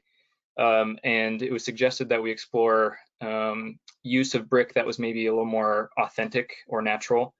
And so we limited the use of brick to just the base of the building and allowed for a mid-tone fiber cement panel to kind of take its place at the first level. And we tried a couple different strategies at the first level, one of which was allowing for that light fiber cement panel to actually come down to the brick base, and just felt like that accentuated the height of the building, which was something that we wanted to try to mitigate. So the intermediary solution that we settled on was maintaining a fiber cement panel that more closely adhered to the tonal quality of the gray brick at the base. And then the bay at the brick volume, one of the comments was that it maybe was not as well refined as the angled bays, the 2-story bays that we have. And I think maybe one of the words was it was chunky or clunky. And so we just took another pass at trying to lighten that up a little bit. I think it's a more elegant solution. And on top of that, we've created a deck, an exterior space for the inhabitants that starts inboard of the exterior face of the building and is lined with wood there as well to again try to warm up and create kind of a private, intimate outdoor experience for the inhabitants of the building. you can see, you know, we've placed the building in a context like the anticipated future context of the public way around our site. So, you know, seeing the project in relation to anticipated street tree locations and plantings and whatnot, I think is helpful. And if you look down School Street, you can see our neighborhood respite adjacent to that turbine niche there. And if you go to the next slide, Ryan, we provided a view that's, you know, zoomed in on that. So you can see how we've sort of tried to blur the line between the sites. So trying to consolidate that little nook for the turbine with our neighborhood respite to, you know, create this larger implied space between the sites, and then pulling the adjacent context with regard to materiality with the brick of the abutting building, pulling that onto our facade. So you see the ramp leading up to the building, and one of the design changes that we made to the face of the building that is beyond the courtyard there is, you know, we formerly had that brick kind of turning the corner and creating a cantilever over the ramp.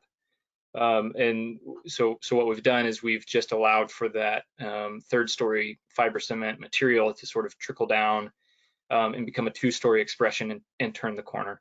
Felt like that was maybe a more natural solution there. Next slide is our Summer Street elevation. So along our brick facade, we've really retained a lot of what we had before. So brick relief pattern is still intact. The sort of repetitious rhythm of the window openings, the window types, those have all sort of been retained from our previous option. You can see, well, I've already touched on the bay in the brick volume, but one of the items that we wanted to touch on was that slot between the brick volume and the more modern volume. So we've broke the plane of that three-dimensionally, but we've also sort of we've done a couple explorations as to what that slot actually is materially. And what we've settled on our preferred option is that, you know, again, we allow for that third floor material to sort of trickle down, fall down between, and kind of reinforce that break between the facade strategies. Next slide is the School Street elevation, and not a ton additional to say about that, with the exception being that that facade beyond the amenity courtyard. You can see there again that the third floor material sort of spilling down and turning the corner to the next slide, which is the north elevation. Becomes a two-story, you know, second and third story expression that then falls down to the first story at the location of our interior stair, and then transition to a fiber cement clapboard, which that then turns the corner to our west facade, which remains virtually unchanged from our last iteration, save for the what used to be a two-story bay is now a single-story bay to be consistent with the school and Summer Street single-story bays. And then another side-by-side that I think, again, here you can really see the difference between our the bays in the brick volume. So again, a little more clunky on the left, a little more elegant and refined on the right. We've retained from the perspective of base conditions, we've really retained a lot of what we had for the brick volume on the brick volume side. So precast sill and base that sort of spans over, and then there's it sort of joins in that planar break, and then transitions to a brick pier that just goes up to the first level, and then transitions into that mid-tone fiber cement.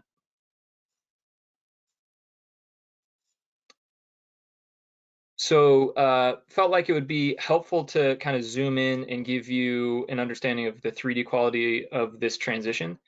So one of the things that we wanted to make sure that we did was try to not only break plane with regard to the surface of the facades, but also break the plane and elevation of the parapet expression. So you can see we've pushed up the fiber cement, the lighter fiber cement parapet, and sort of built it inboard of the facade, so that, you know, at any given point along the street, there's a perceived depth to that volume.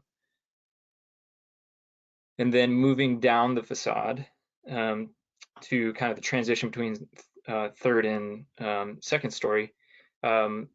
As I mentioned, we did a couple explorations of what that slot material is. So this one is, you know, the termination of the brick and allowing the darker fiber cement to sort of fall down. And then we also explored on the next slide, just allowing for a continuation of the expression, the existing expression. So allowing for that brick profile to continue, and the brick and the darker fiber cement to just sort of run into the lighter fiber cement. And, you know, as I mentioned, I think we prefer the first option, but we wanted to show, you know, that we had a couple just as a talking point. And then lastly, isolating and zooming in on our various bay expressions. So we designed 2 bays, and the brick bay being the single story bay. I think this just gives a better understanding of the 3D quality of the bay, with the corner windows and the deck on top that is, again, sort of impressed upon the inboard of the exterior face of the facade. And then lastly, that angular bay that I think, you know, picks up on the quality of the facade in which it's situated, using its own sort of smaller scale fins to kind of organize and separate the window configurations in it. And with that, I mean, I think that's kind of it from a changes standpoint. If anybody has anything to add that I missed, please do so, but that's all I've got. Comments, questions, and concerns from the commission?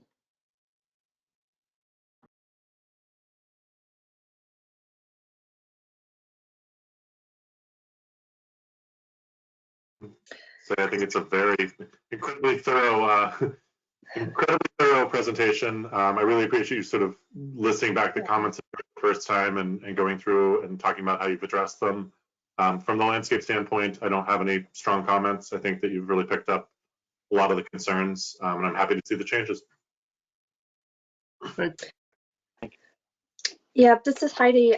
Same. I really appreciate how you guys listen to us and your consideration to our comments and how you've incorporated them into the version that we're seeing here, which I think is a really wonderful evolution of the first version.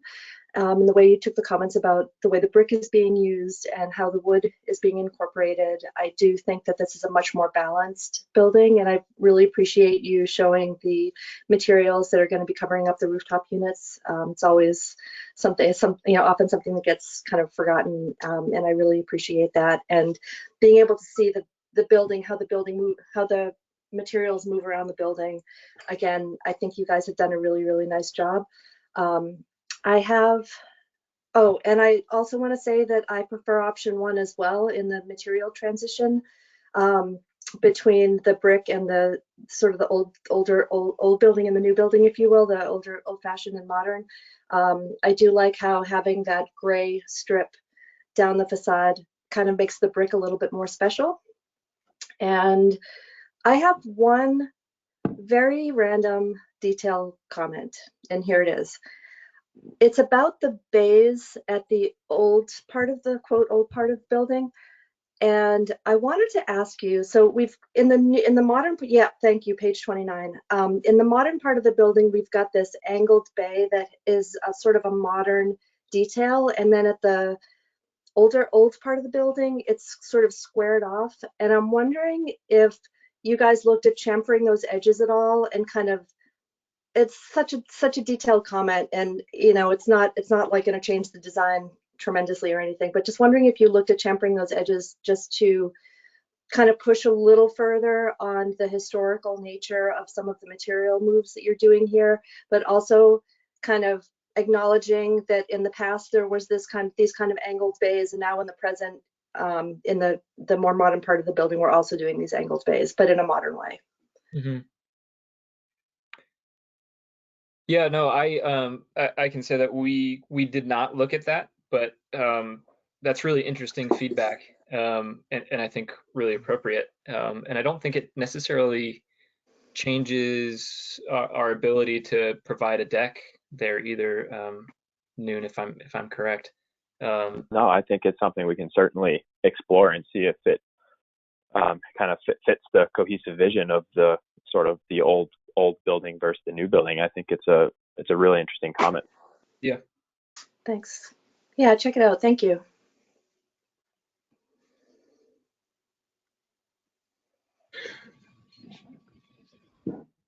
I guess overall, I appreciate the refinements as well, and really the attention to detail overall in the project, which I think this is going to make this building a real contribution to the surrounding neighborhood. It's an attention to detail that we don't often see in more modern buildings, and really appreciate it. I think I have a couple questions, and maybe first starting with public realm. I'm wondering, and maybe this is just as a result of the change in the sidewalk width and adding of the planting strip along the building, but did the planting area in the kind of more public facing portion of the park, did that get deeper between the last version and this version? No, I'll go back to a plan here to illustrate that.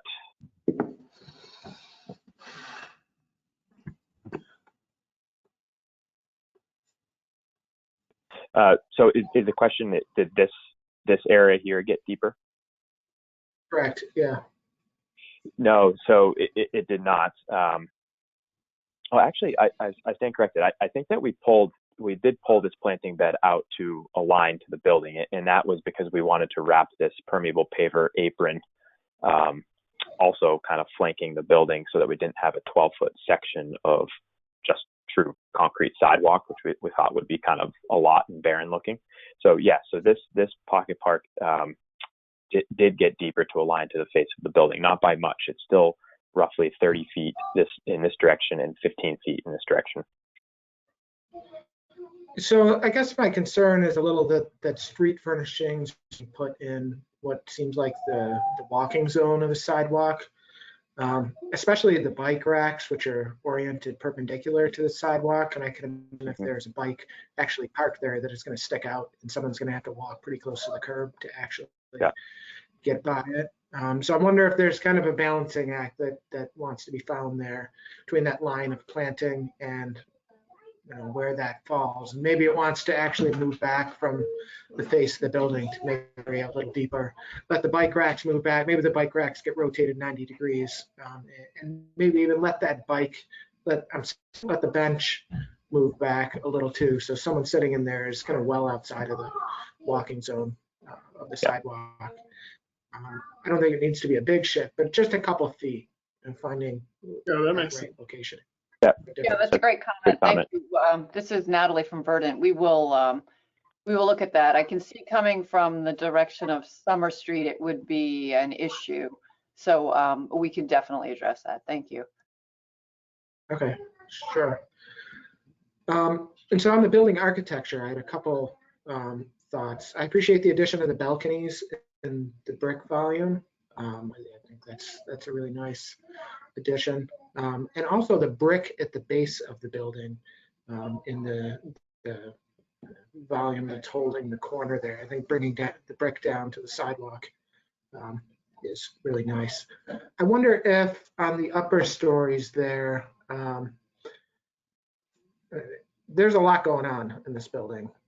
And I wonder if it may benefit from perhaps one more pass at kind of refinement and now simplifying. We've done so much. I wonder about the difference between the darker colored piers and the lighter colored pier there, whether there's enough there. You've already kind of expressed a clear base, and whether expressing a second base is really needed there. I mean, could it all be the same lighter color? I'm not sure. I mean, I'd leave that up to you, but just an observation. And I guess my last comment is just on the detail of the window. I think the detail of the wood around the windows, the lighter colored fiber cement, the wood, and then the window itself, yeah, it could be really elegant. Have you decided on a window type yet? Are those aluminum windows or are they wood windows? And what's happening at the sill of the window? Yeah, good question. So no commitments made to the material window. I think we're kind of open to exploring a few different exterior materials for the window. No, nothing vinyl, but potentially aluminum, potentially wood. So I think we're kind of keeping the door open on that. In terms of the sill, I think there's probably a better view. Yeah, so this begins to show a glimpse of it. So the window sill itself would be set in. There's a small band of fiber cement cladding, and then we have our angled wood. So we're kind of thinking about the wood gesture as this angled shroud that bevels in both in the jamb condition, the head condition, and the sill condition to give this illusion of depth, but also appropriately, shed water away from the sill. Did you look at angling that perhaps at a steeper angle and actually pulling the wood up to the sill? Yeah, that's a good comment. So in doing that, essentially eliminate this intermediate band of fiber cement. So we'd go right from this wood wrap right to the sill. You mean? Yeah. Interesting. Yeah, we'll certainly take a look at that. Yep. Sure.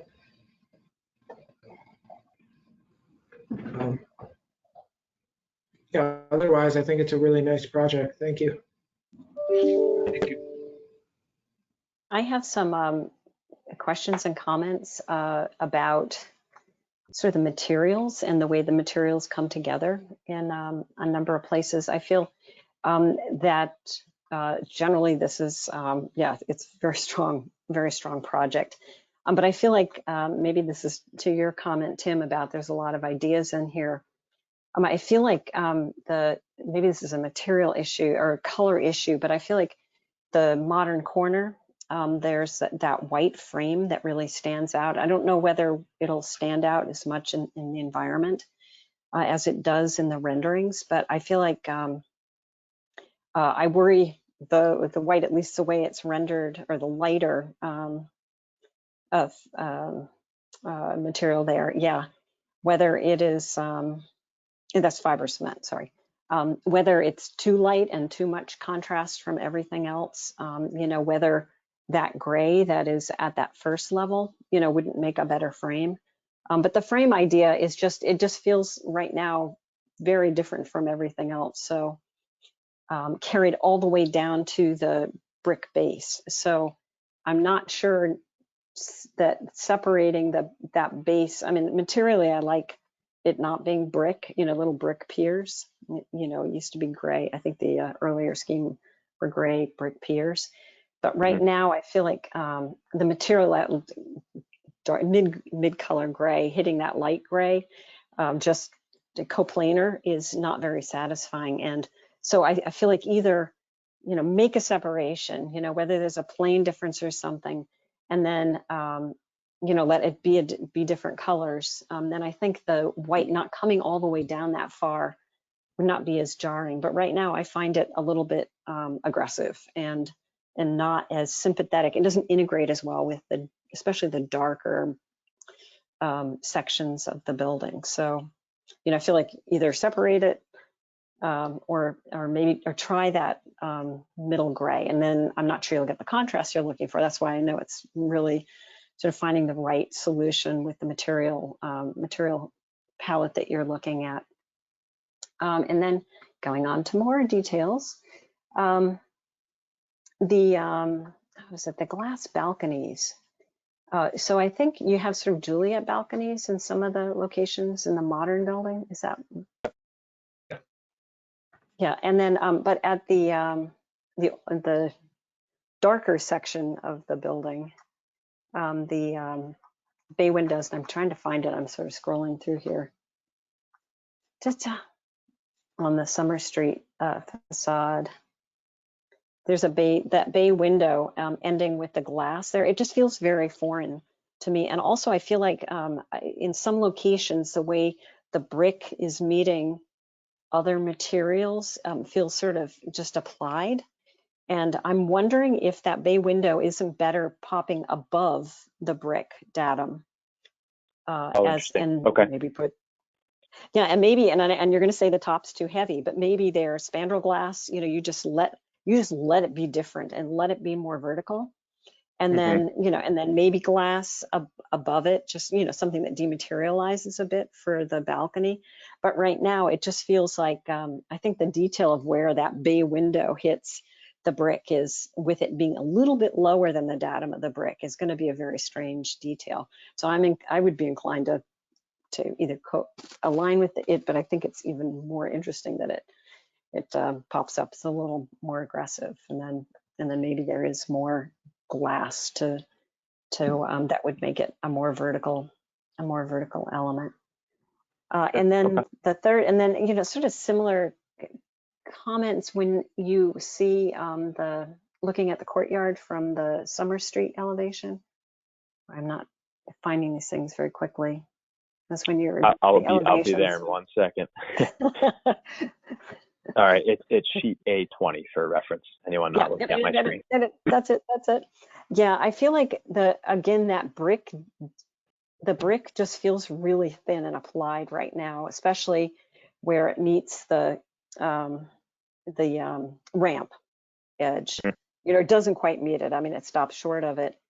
And I'm trying to figure, I don't know quite how to resolve that, but that sort of, it unravels sort of the credibility of the brick, between that and the detail at the bay windows. I feel like the brick is feeling a little bit applied. And so I feel like you might want to look at that detail in that location also, maybe that, yeah, exactly. So that it feels more volumetric. It just doesn't feel like just a material applied to the outside. And then my final comment is the gap on Summer Street. Yeah, at the main and near the main entry, and you have two options on that. 1 second. Yeah.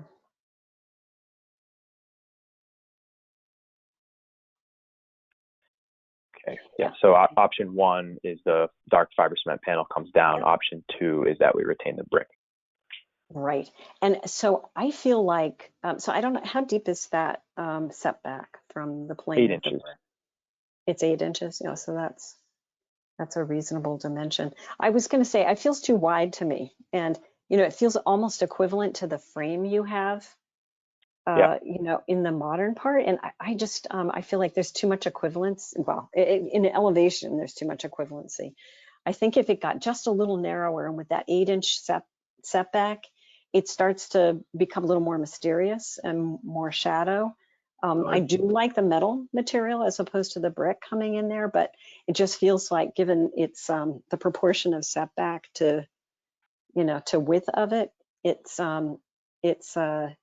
sort of it's not allowing the brick return to sort of be a little mysterious as it does it keep going? The volume of the brick, I think, will read a little better than it does right now. And also, I just think there's too much of that dark coming through. So lots of sort of detail material comments here, but all good ones. But yeah, I think we'll certainly take a look. Yeah, but I do think it's a really interesting building, and I think you've incorporated our comments in a very successful way. But my main comment really is the very light colored frame now that seems pretty aggressive. And, again, I think maybe it's high contrast or it shouldn't go all the way down to that first floor. It should just hover above on the second floor. So it's a decision I think it requires a little bit of study. All right. Thank you. Thank you. Thank you. Did everyone get an opportunity Yeah, it looks like it. So the only vote that was taken last time was to select the preferred option. The two votes that would be remaining would be to incorporate your feedback today into the further evolution of the chosen option. And then if the commission feels that the design guidelines have been satisfied. Sorry, before we go, I just had one other comment. And it may have been mentioned earlier on when you went through the points that we discussed last time. But for the fiber cement panels, was there any, I think you had mentioned last time that you were looking at concealed fastener panels for those. Was there, is that still intent? Correct. Yep. Okay, great.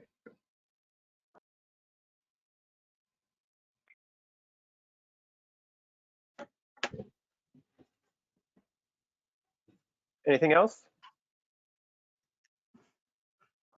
Seeing none. All right. Do we have? I'm sorry. No. Okay. So do we have a motion to determine that the design guidelines have been satisfied for the MR3 district? Motion that the design guidelines have been satisfied. Andrew has motioned. Do we have a second? Second. We'll give that one to Heidi. Is it a roll call vote? Andrew? Yes. Deborah? Yes. Heidi? Yes. And Tim? Yes. And that is unanimous, 4-0, that the design guidelines have been satisfied. And then do we have a motion to incorporate your feedback from today into the chosen design option? Some of that is to further study things, but. So moved. And a second? Second. And seconded by Andrew. We'll do a roll call. Andrew? Yes. Deborah? Yes. Heidi? Yes. And Tim? Yes. Also unanimous. So that is the 3 required votes, guys. So we will write up a recommendation for you and deliver it shortly. That means you can move on to your second neighborhood meeting and continue to research these things that the commission brought up tonight. Thank you very much. Great. Thank you very much. Thank you, everyone. Thank you. Good night. Appreciate it. Thank you for your time.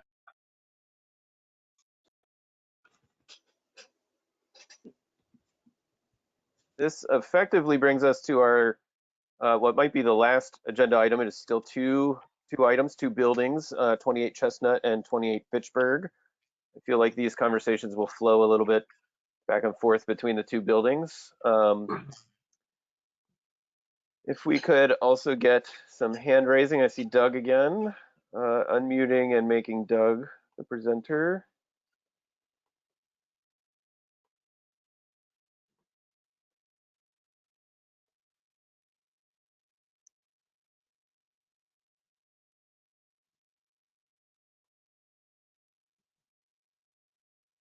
Doug, your camera is on.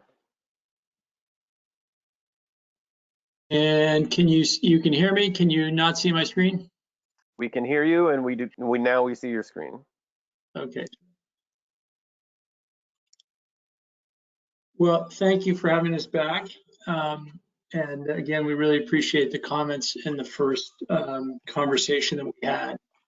We've continued to organize the information that we wanted to share tonight in the two buildings, the 2 sites, 28 Chestnut and 28 Pittsburgh. And then I did combine a few slides at the end so that if we wanted to have a conversation about the the entirety of the two buildings coming together, we can do that. And I will get started. We tried to synthesize the comments into both, I think, elements of the building that were I think were commented on. But I would say one of the bigger themes that we felt was the materiality, the authenticity of the materiality, the kind of I'll call it the relevance that the materiality had to the neighborhood and the history and the legacy of the area. And I'll talk a little bit about that as we move forward. But in terms of what we saw some primary areas that you'd like us to take further consideration of. In the podium, the materiality again should feel more of the neighborhood. I think Frank mentioned a couple times that he thought we were a little timid with the use of brick and some other materials. And then the storefront character, again, just really thinking about the scale of a really comfortable pedestrian street, in Somerville, and how do we begin to use this building as a, the building block of a fabric that is yet to come, but that will be representative of a scale that I think people are going to feel really good about. The other thing is I wanted to kind of reinforce our our commitment to really try to understand the kind of material texture of what's there. And obviously there was some comments about the history of the clay that was pulled from this area, and the industrial nature of it. There were bakeries and other things that were here. But really looking at, kind of where we are and what are the things that we really want to kind of pull in and redeliver in a more contemporary way, a forward-thinking way. And so, there's certainly the brick, 86 Joy, and then there's a kind of a 50s building that is in the neighborhood that's brick, but there's not a ton of brick in the neighborhood. But obviously, is a material that we feel is right for Somerville, and it's certainly right for this neighborhood. The metal, both the galvanized,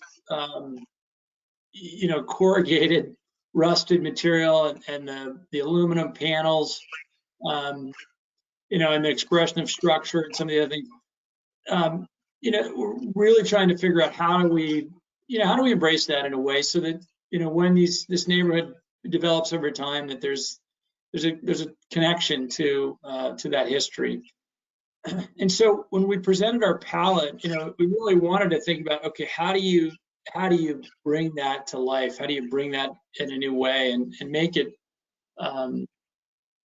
deliver it in frankly 2021, 22 in a contemporary way. We're not going to recreate history with these buildings, but we want to, we actually think that the materiality is something that's going to make the building rich and unique and of its place. And in particular, zinc, we've got a lot of zinc on the body of the building, and we're using it in a couple different ways. And as a material, in a way, it has that authenticity, it patinas. It has an extraordinary, sort of sustainable story from its carbon footprint. And, we believe using it in a way with both the vertical standing seam and then the shiplap, provides that extra element of detail that we believe is of the neighborhood and kind of brings that kind of authentic use of a material that is so relevant to sort of, past industrial buildings that were really about purpose and the materials that supported them. And so when we looked at, how do we advance the design around some of those issues that were brought up, we kind of walked ourselves predominantly around the north and the west facades here and looked at, again, how do we continue with this idea of a sort of an industrial modern look that also has sort of character and scale, texture that breaks its scale down. Think about the podium, which is the piece that the pedestrian really experiences. And then, I think this comment about the weaving of materiality and the stitching of materiality is something that we fully endorse and agree with. And then the entries in terms of maybe a little bit more bold, a little bit more hierarchy to the architecture at the entry, so that there wasn't so much, everything wasn't sort of equally presented, but that there was clarity of entry and hierarchy.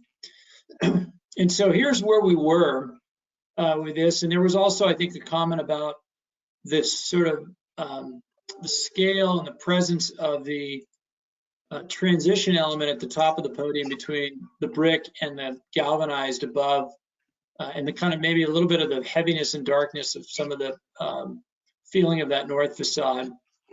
And so what we've done is we've lightened this north facade in a way, and we've created a little bit of a different transition so that the brick, this body of the building here, has a slightly different read in terms of the transition, and we've thinned up that. We've pulled the brick up to give us a little bit more brick surface, kind of make that base a little bit heavier, a little bit weightier, and then let the end of the building be a little bit lighter, more transparent, almost as though this sort of modern glass building is pushing itself through out into that future open space to the north.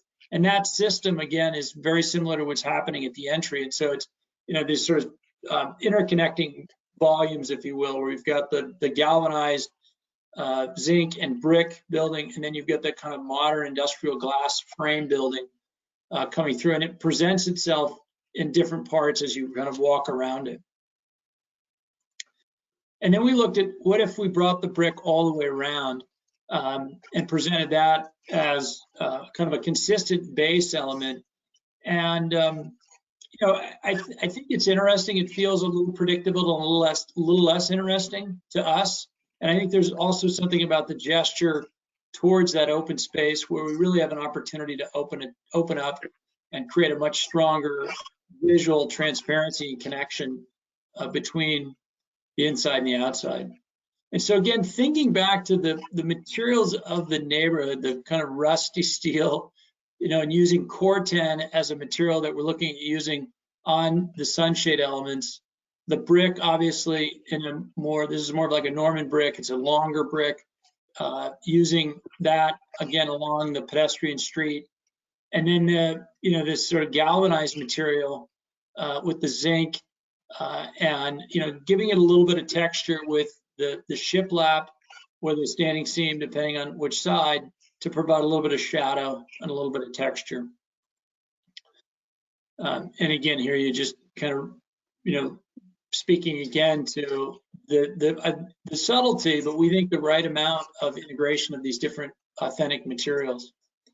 And so again, here's where we were before, and here's where we've migrated. Again, I think these are small moves, but they're important moves. And I'll get into a little bit more of the detail of the podium itself and some of the added detailing and sort of texture we brought to it to bring its scale down.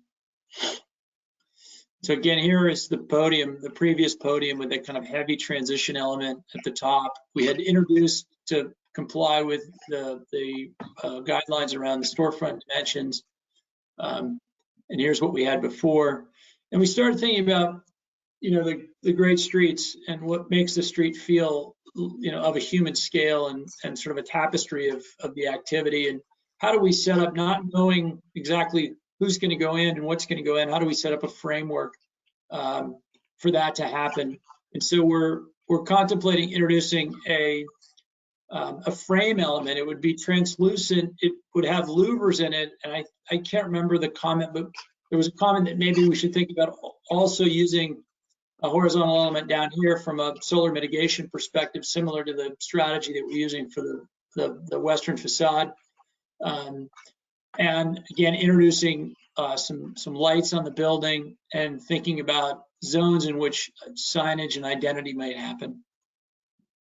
And so again, subtle changes, but lifting the brick up so we have more brick, more subtle transition between the brick and the materials above, adding in another layer of bringing the scale down to more of a human scale, and then providing that kind of armature whereby other signage and lighting and other things can start to take place for the tenants.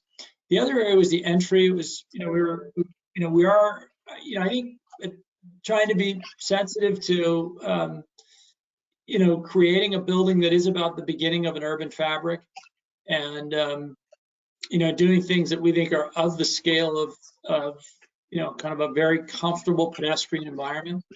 But we do agree that something that is a little bit more significant and present and a signifier of entry, a signifier of the kind of the scale of what's going on inside, and really sets the sort of the two sides of this development up, and provides that kind of mediator between those two elements. And again, the other thing that we're looking at, we want to talk about tonight is, we had presented last time the 28 Fitchburg building having a dark brick base, and the 28 Chestnut building having a kind of a warmer brown brick colored base. And you know, would like to talk about the idea of maybe bringing that brick palette together into more of a contiguous color across, but we're certainly open to feedback on that. And then again, just looking compositionally at the pieces, you know, this system is the same as this system. So you can see that sort of slipping behind and out on the north end, really letting the base and the body of the building touch as they come together, and then introducing that horizontal frame, brise soleil kind of small mini canopy element as another sort of layer of texture. And then I know that Frank had asked, and others maybe had indicated, to see a plan. So here is the entry. This would all be available space, because all of the back of house and other functions for the life science and building operations happen on the southern portion of the building. And right now we're looking at, you know, obviously trying to get the F&B, food and beverage kind of partner, retail partner that would occupy and really, you know, activate both the Chestnut Street as well as turn the corner and start to activate that open space. And so again, here's a vignette just of that revised scheme. And I can pause, or I can go into 28 Fitchburg, and then we can come back and have a conversation about it all. Why don't we keep going with the presentation? Okay, thanks. Does that make sense so to everybody? Everybody good with that? I'll keep going. Play through. Okay, great. So again, here, similar comments on the materiality, the storefront character, and then again, the southern elevation. I think there was a feeling that there was a missed opportunity there. It was sort of left in a fairly utilitarian state. And so we want to talk a little bit about the ideas that we think make sense there. Again, very, you know, we're looking at this as a building that comes together compositionally as a single element that, again, defines that beginning of that new urban fabric. And so the same things apply. And then again, you know, we're using similar strategies to kind of subtly weave in some of the unique materials like the Corten. We'll talk a little bit about some of the podium options, and then also this southern facade. You know, again, similar strategy of mapping the kind of contextual palette to a, sort of a modern interpretation into this new palette. And then again, you know, looking at where we were previously with the podium, and then introducing again something that in this case we may think about introducing wood to the underside, provide this would be a more opaque sort of element. And then again, this is also where we're showing the, you know, the idea of, do we bring the brick across both 28 Fitchburg and 28 Chestnut, or do we maintain the idea that, you know, the north building has a slightly different podium palette color than the south? And again, here looking at where we were previously, and then again thinking back on these things, and then maybe introducing again another layer just to again bring the scale down, add a little bit more texture and depth to the facade. And then, you know, this was where we were with the south end of the building.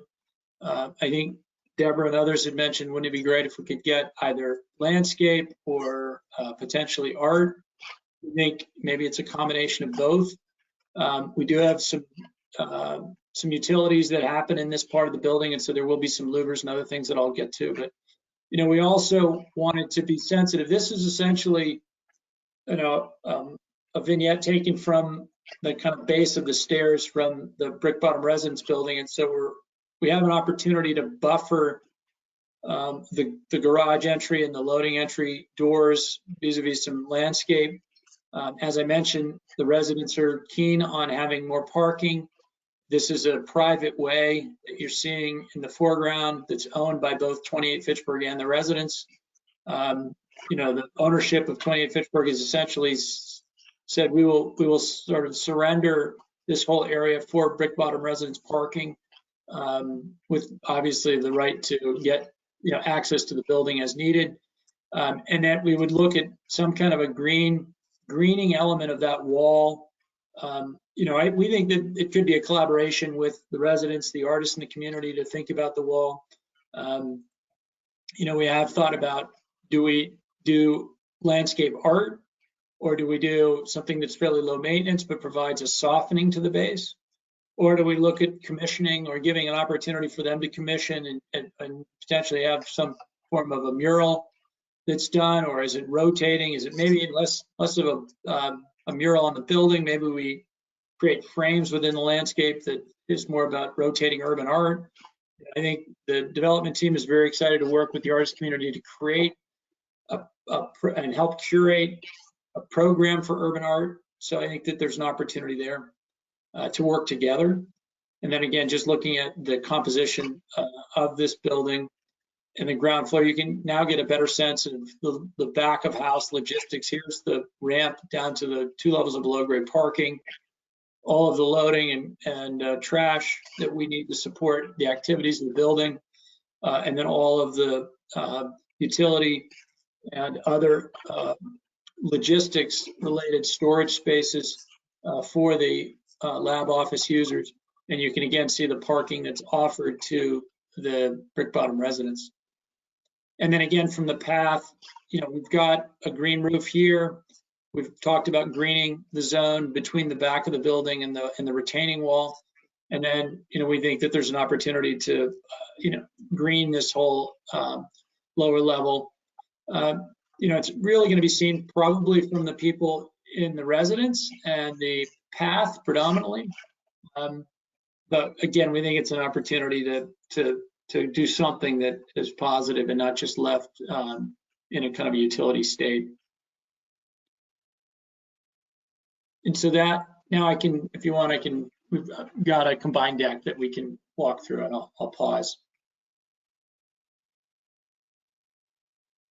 Would the commission like to see the buildings side by side? Sure.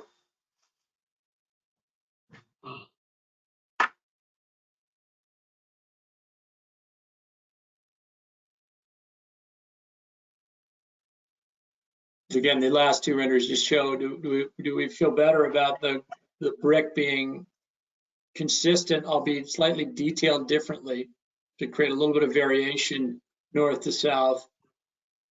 Or do we like the idea that, you know, this southern building really has a kind of a darker palette? I mean, the frame that we've created at the 33-foot module, you know, sort of pulling that down and tying it a little bit more to the body of the building, you know, from a palette perspective.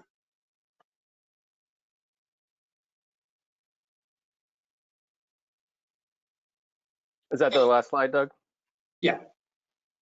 Okay, we'll open it up to discussion by the commission.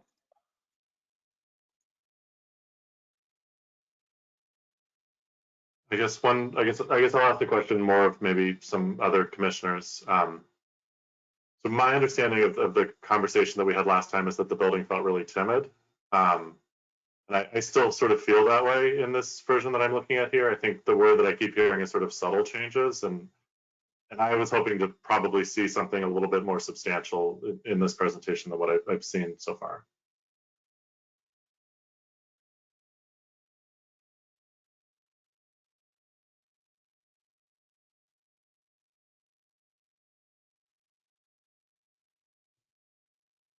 I do appreciate the materiality that we've looked at some of the Somerville materiality. The baseline, I would wish that was applied to the landscape as well. Like I don't have any strong idea of really what's being proposed, other than it's 20 feet wide and that there are big planters. Seen other presentations tonight that have much less streetscape to deal with, that have given much greater detail. So I think there's a little bit of a missed opportunity there too. The incorporation of the art, I think that sounds interesting. I think where it is right now, it feels, again, sort of still a little bit timid to me. You have the opportunity to really see that art in a really substantive way from the adjacent community path. And it feels, if we were to do that where it's proposed sort of down in that parking lot, in a way that doesn't feel like it's really celebrating what that art could be from that viewpoint. And I understand that the community and specifically the Brick Bottom residents are asking for that parking But I would really ask you guys to push back on that.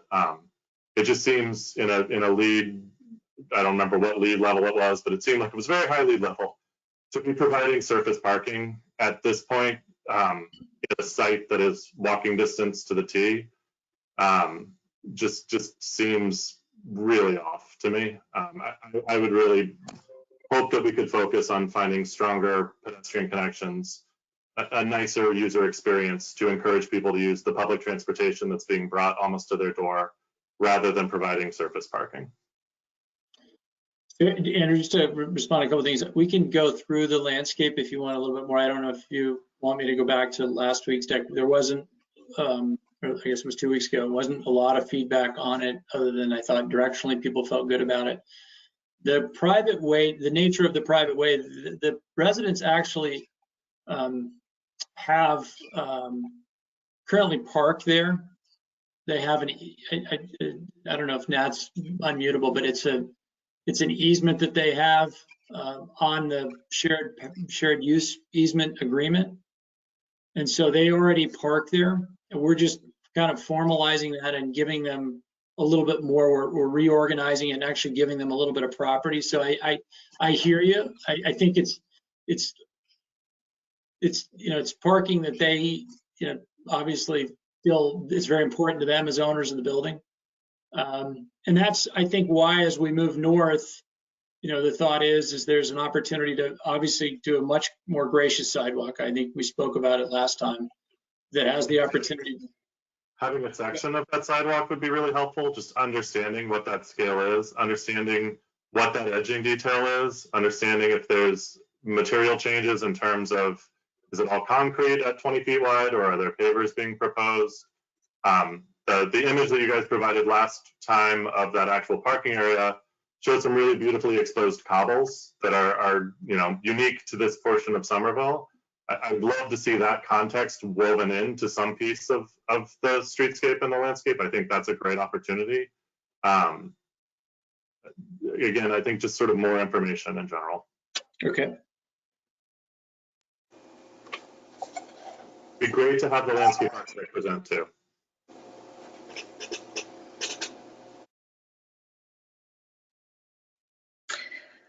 They were on, Andrew, last time. I don't know if you knew that, but they were on and they were there commenting. And I think we thought that was in pretty good shape. So our error on not bringing it back, Andrew.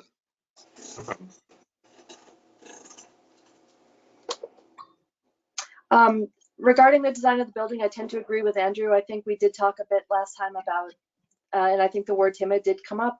And I as well was hoping to see the building pushed a little further this time instead of material changes. While I think the material changes do help a lot and they help warm up the building, especially from the street level, kind of looking up with those awnings that you have, and just thinking about some of that materiality.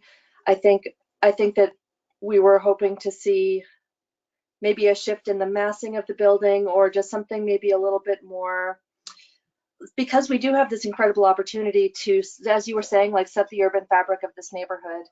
I'm feeling a little bit like it's missed right now. I know this is kind of a spec building, so it's hard sometimes to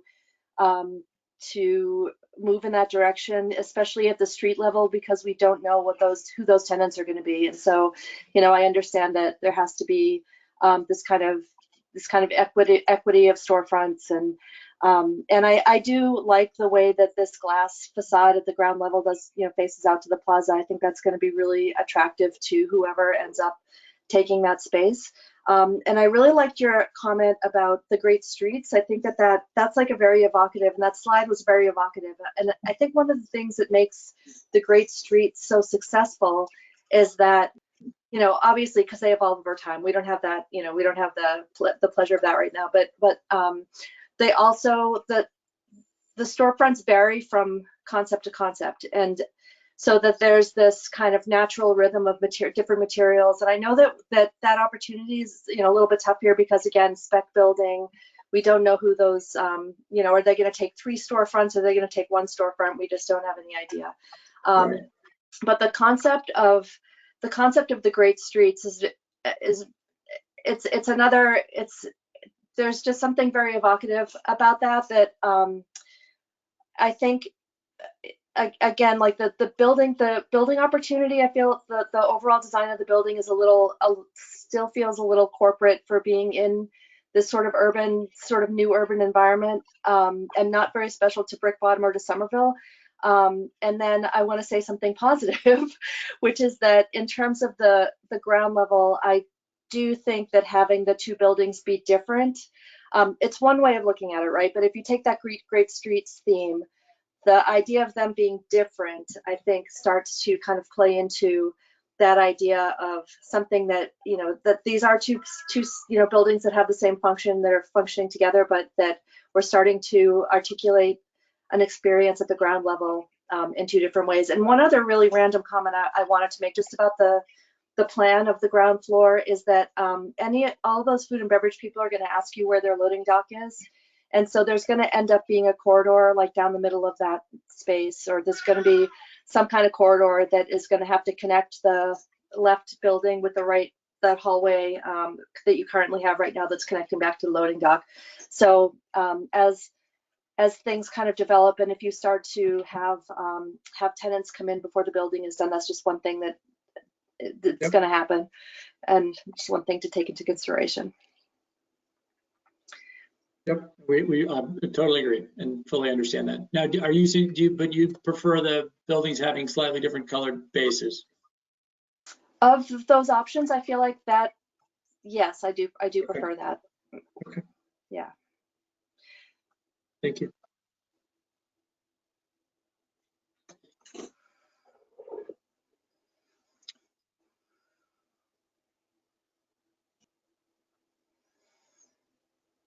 So I'm pretty convinced of the palette that you are looking at. Actually, I'm sort of, having thought it through. I mean, I really do like the brick. I feel like what you've done to increase the amount of brick on the lower level. I mean, I don't think, you need to start to make brick volumes with this building. And what people are going to experience, given what you've done with the storefront and the canopy, defining the public realm at the lower part of the building, is going to really separate the public realm from the building above. The building above will be seen more from a distance, and I do like the natural materials that are going to patina and transform a bit over time. Zinc is really a beautiful material, so I don't mind sort of the simplicity of it, which is sort of a part of industrial buildings too. That you're achieving in the upper level, and I do like what you're starting to do at that lower level with that defining that zone with the canopies that over that, I don't know if it's canopy, I don't know what the term is for that intermediate element that defines the street edge. Yeah, but I really do think that's strong. I'm sort of intrigued, and this may not make any sense at all, but bringing some of the Corten at the lower level. I mean, I do think it would be interesting to have the buildings a little bit different, but more related, and to have some Corten surface down there. So can the dock doors be Corten? I'm not sure. Probably not. But, is there a way to get some surface on that lower level that is Corten that can then make sense with the rest of the building also? But, so I know you don't want to touch Corten if it's unless it's sealed, and you don't want to walk too close to it with a white shirt on. But I'm just wondering if rather than being a different color brick, whether there could be some Corten, whether it's defining the window, the sort of deep windows, it's lining the windows, or something like that, where you really get you start to bring that terracotta color along the whole base. So it isn't a replicating brick, and then maybe you're using a dark brick with the Corten or something. I think that could be really a sort of an interesting way of distinguishing them, but not having just distinguishing them,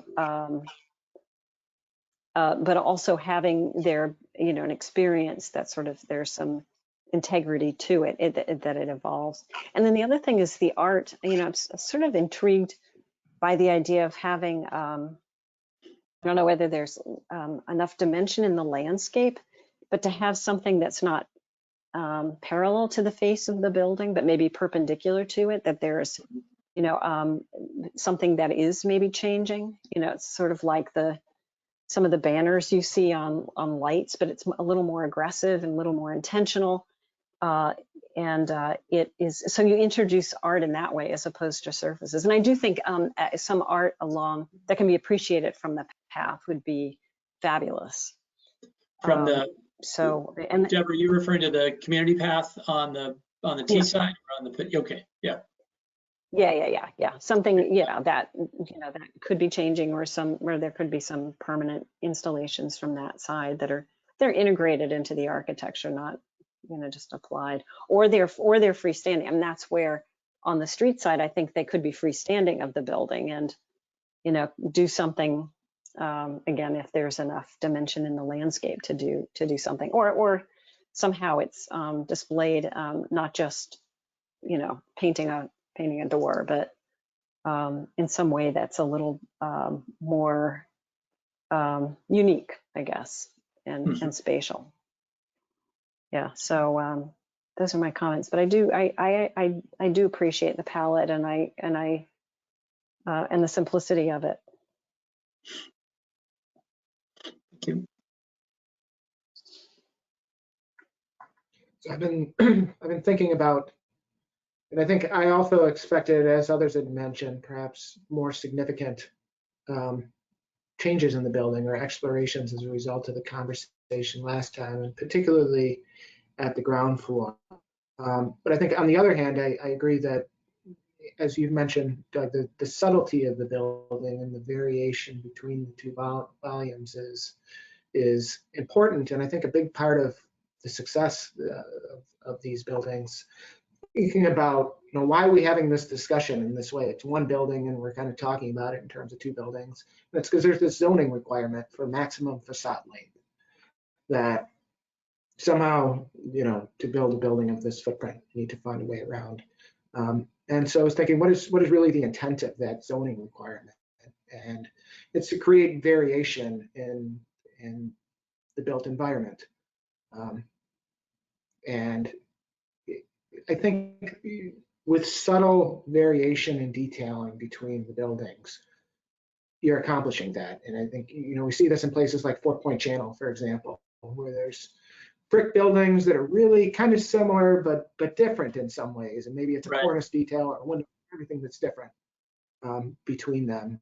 And I think that's kind of what you're doing with these two buildings, but with a more modern material palette and something that's more rooted in the place. And so that's something I really appreciate as a strategy. And so then the question would be, is it going far enough in accomplishing that? And I think there may be some additional opportunities for variation between the buildings. I'm thinking about where these volumes that are projecting past the connector piece, how they turn the corner.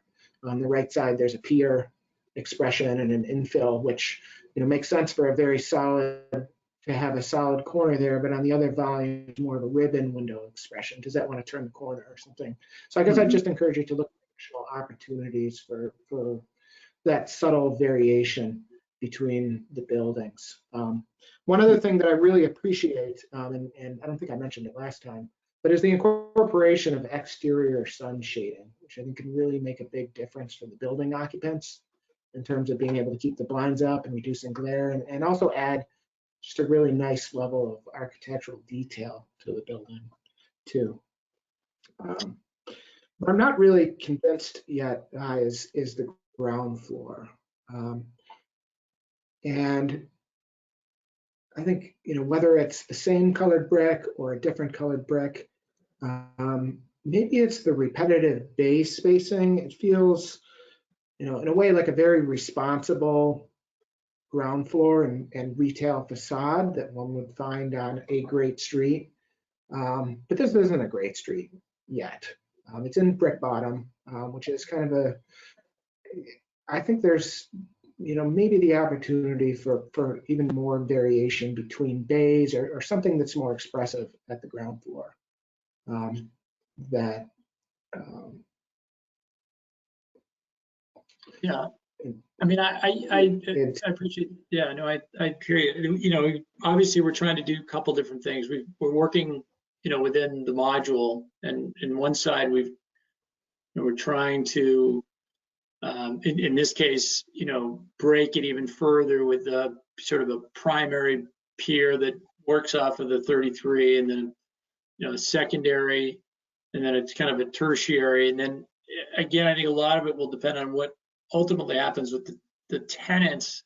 We want to leave a little bit. I think my sense is the character that will start to evolve will be a result of who those tenants are.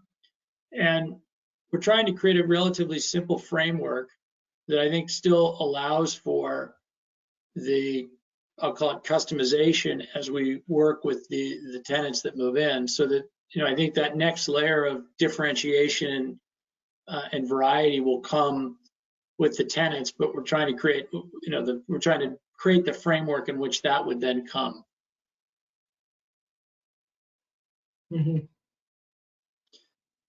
And so I think, and again, we've intentionally designed the two sides a little differently, thinking that as you walk down the street, instead of having the same thing, boom, boom, boom, over and over again, that you'd end up with different kind of detailing, different scale, and a little different materiality. Mm-hmm. I want to say that my fellow commissioners, I really appreciate your comments, and I think that we're all kind of circling around very similar ideas, and I appreciate that you've turned me a little bit to the materiality of these two buildings, and I appreciate that. I do agree with also what Tim said about pushing this a little bit further, and I like your comment about 4-point channel, because it's an interesting comparison, because I don't know for sure, but I think that the buildings that you're talking about were probably not designed with as much intentionality as we're putting on this building, because to your point, like, those they do subtly vary, but there were also like utilitarian buildings that weren't necessarily designed to be beautiful, but were designed to be functional. And we have an opportunity here to do both, I think. And whatever comes after this is going to be part of the neighborhood to respond to. And I think the materials don't have to be bold in order for the building to be bold. And yeah, everything that comes later is going to respond to this. So that's also a responsibility that we have. Yeah, I think, to be just sort of build on that, because I'm struggling a little bit with the fabric that we want to create is one in which it's really about the human experience and not about the kind of the dynamic nature of the architecture per se. And I think when you think about the Seaport, those buildings, they were function-driven buildings. And so I think we've been intentionally somewhat restrained about making the building, be about its purpose and be quiet, but I think, have unique character to it. Mm-hmm. And, I think the massing is the massing, and it obviously, we talked a little bit about its driving, kind of its driving forces last time, but I'm nervous about trying to make the building less timid, to be honest with you, because I think that ultimately, the success of this and the building of this neighborhood is about buildings that I think are in a way complementary and quiet, and let the open space and the streetscape be the experience. And that's been a little bit of a balancing for us. And I'm worried that we're putting too much pressure on this building to be more than it needs to be a great beginning of an urban fabric that I think is about a streetscape. And I appreciate Andrew's comments, and I think we care a lot about the character, quality, and opportunity of the landscape and the open space. And we I think, we've got, OJB on our team, and obviously I think, you've seen their work and know that we're going to develop that, and it's going to be a great street. So, when you maybe give me a little bit more of an example of what non-timid feels like to you I'm not sure I know where to go, to be honest with you, with that comment.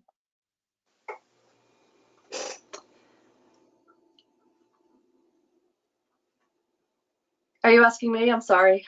No, I think a number of people, I think, have sort of, I feel like you're saying it's not strong enough. It's not, and I'm not sure what that means. I'd be curious. I know I wasn't the only person who used that word, so I'd be curious to what others think. But I think that, and maybe I'm asking for too much. Like, I'm not sure. I think that in some of your original inspiration images for the building, there were some buildings that made a much more like kind of sculptural move, and seemed like the buildings were the building itself was. So first of all, your comment about the building being kind of quiet and letting the landscape do the work like that, I think that is, if that's the strategy, that's like a great strategy, because when I think of some of the, I guess I'm thinking now of the park that's adjacent to, is it over at Leechmere? What's that new development over there? There's this like really incredible park. The buildings are okay. The buildings are nice. They're very nice buildings. Cambridge Crossing, thank you. And then there's this like, that park is amazing. Like, that's my favorite park. I love going there. It's like, it's got everything that I want in a park, and next to the river, and it's got a lot of different kinds of landscapes in it, and different places to be and different places to go. And so I think that letting the landscape do the work, like, that's a really, really interesting strategy. And if that's where we're going with this, then I'm all in. If we're wanting the building to be a little bit quieter and the landscape to be bolder, I think that I'm referring back to some of your inspiration images from the first presentation that we saw last time, where the buildings had like more of a sculptural component to them. That's what I was thinking when I said timid. And I would like to hear what others sort of meant by that.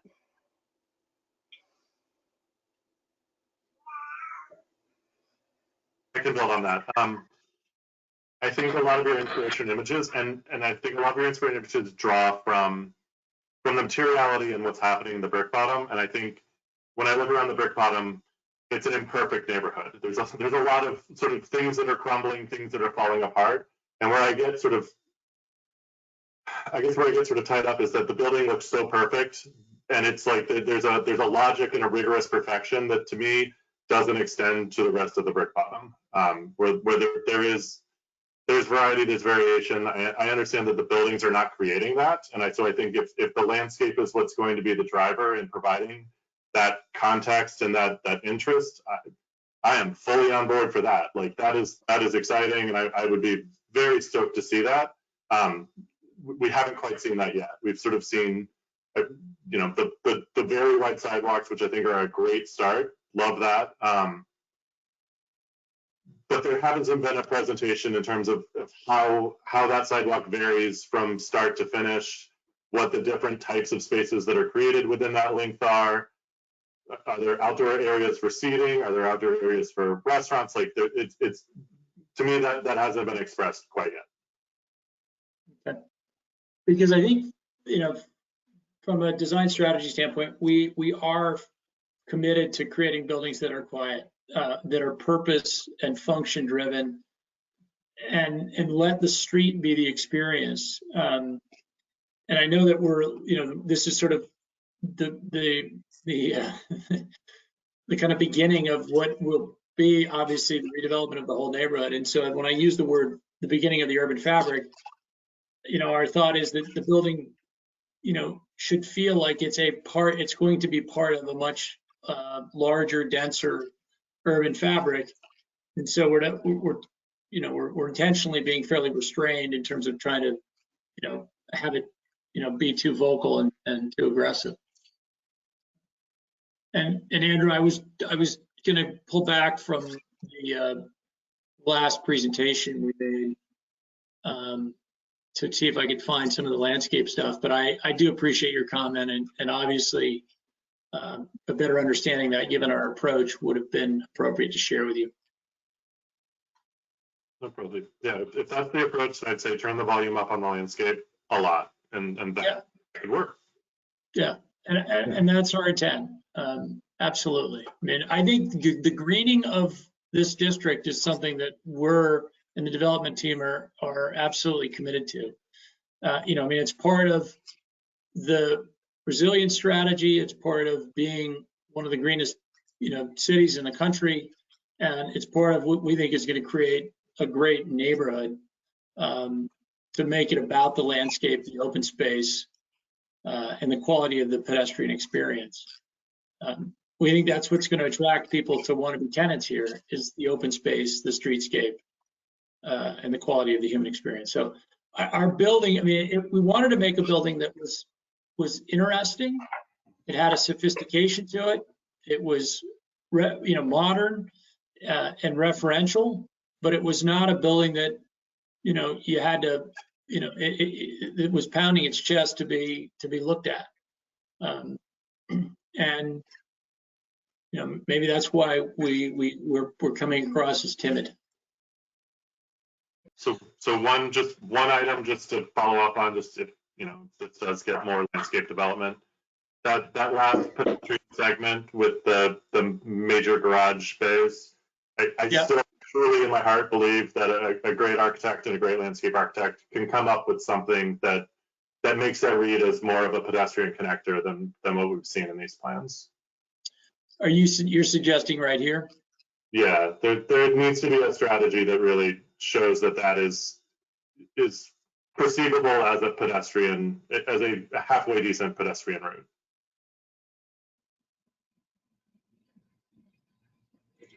Yeah, I was going to go there as well, talking about that area. I mean, I think there's a lot of work being done on the northern half. The quality of the storefronts that you've talked about, what appears to be rigorous landscape strategy for planting buffers to make a comfortable pedestrian environment, and it ends at the loading bays. And I get it, there's 3 truck bays, there's 2 trash bays, and there's a parking entrance.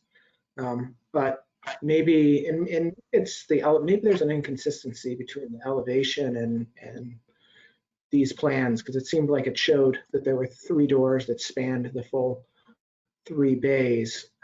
But yeah, here. So, I mean, it doesn't. It's 1, 2, 3. Yeah, so I mean, in this instance, the middle bay looks wider than the other 2. But, at least between the parking entrance and the loading bays, there's a break in the curb cut there. And so, at a minimum, maybe it's introducing another break in what looks to be like a 60-foot wide curb cut, which I think it's just not consistent with the goal of creating a comfortable pedestrian environment. And the entrance to the parking, unless there's a reason for that to be as wide as it is, it doesn't seem like it needs to be that wide. Like the southern edge of it could. Yeah, we could green that up. North. Yeah. Yeah. Likewise, even on the northern edge, it looks like the curb cut's coming all the way over to a pedestrian entrance into the building. So I would just agree with Andrew that needs more attention. And one other thought, just on related to parking, is bike parking too. Is bike parking in your lower levels, or is it on the ground floor? A combination, Tim. We've got a bike parking, shower, locker room here at the ground level, and then we've also got additional bike storage in the lower level. Okay.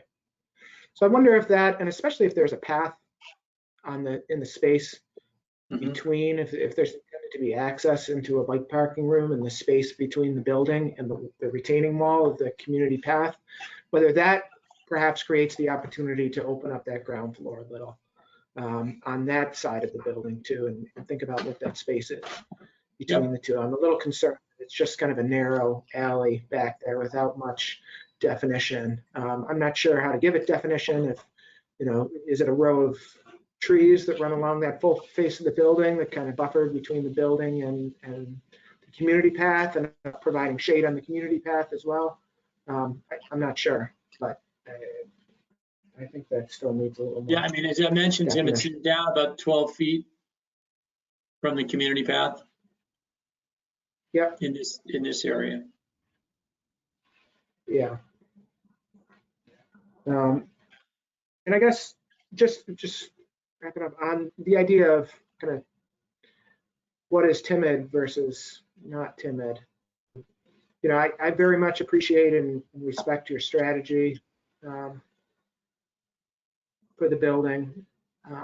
I think if we were to ask, I don't know, a random resident of the city, what is your vision for the future of Brick Bottom? And maybe this is coming out in the planning processes, but it would be something like, I don't know, like the Wynwood Walls neighborhood of Miami or something, where there's just art splashed all over the place, and there's an exuberant sculpture over here, and there's something really cool over there, and mixed in with that is a bunch of buildings that fade into, the context a little. And so maybe it's not just, the buildings are not just receding behind the landscape and the greening of this district, but they're receding behind a more exuberant public art. And I don't know what the opportunity for that is, but I really liked the comments about orienting the art towards not just the parking area and not just the lower levels of Brick Bottom, but something that's really visible from the community path as well.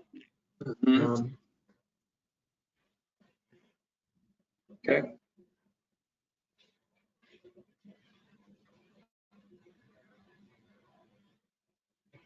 I appreciate adding that extra layer of comment.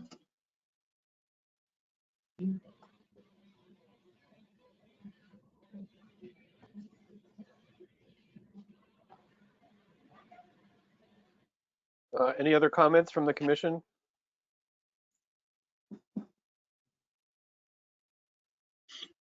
Nope, no specific comments.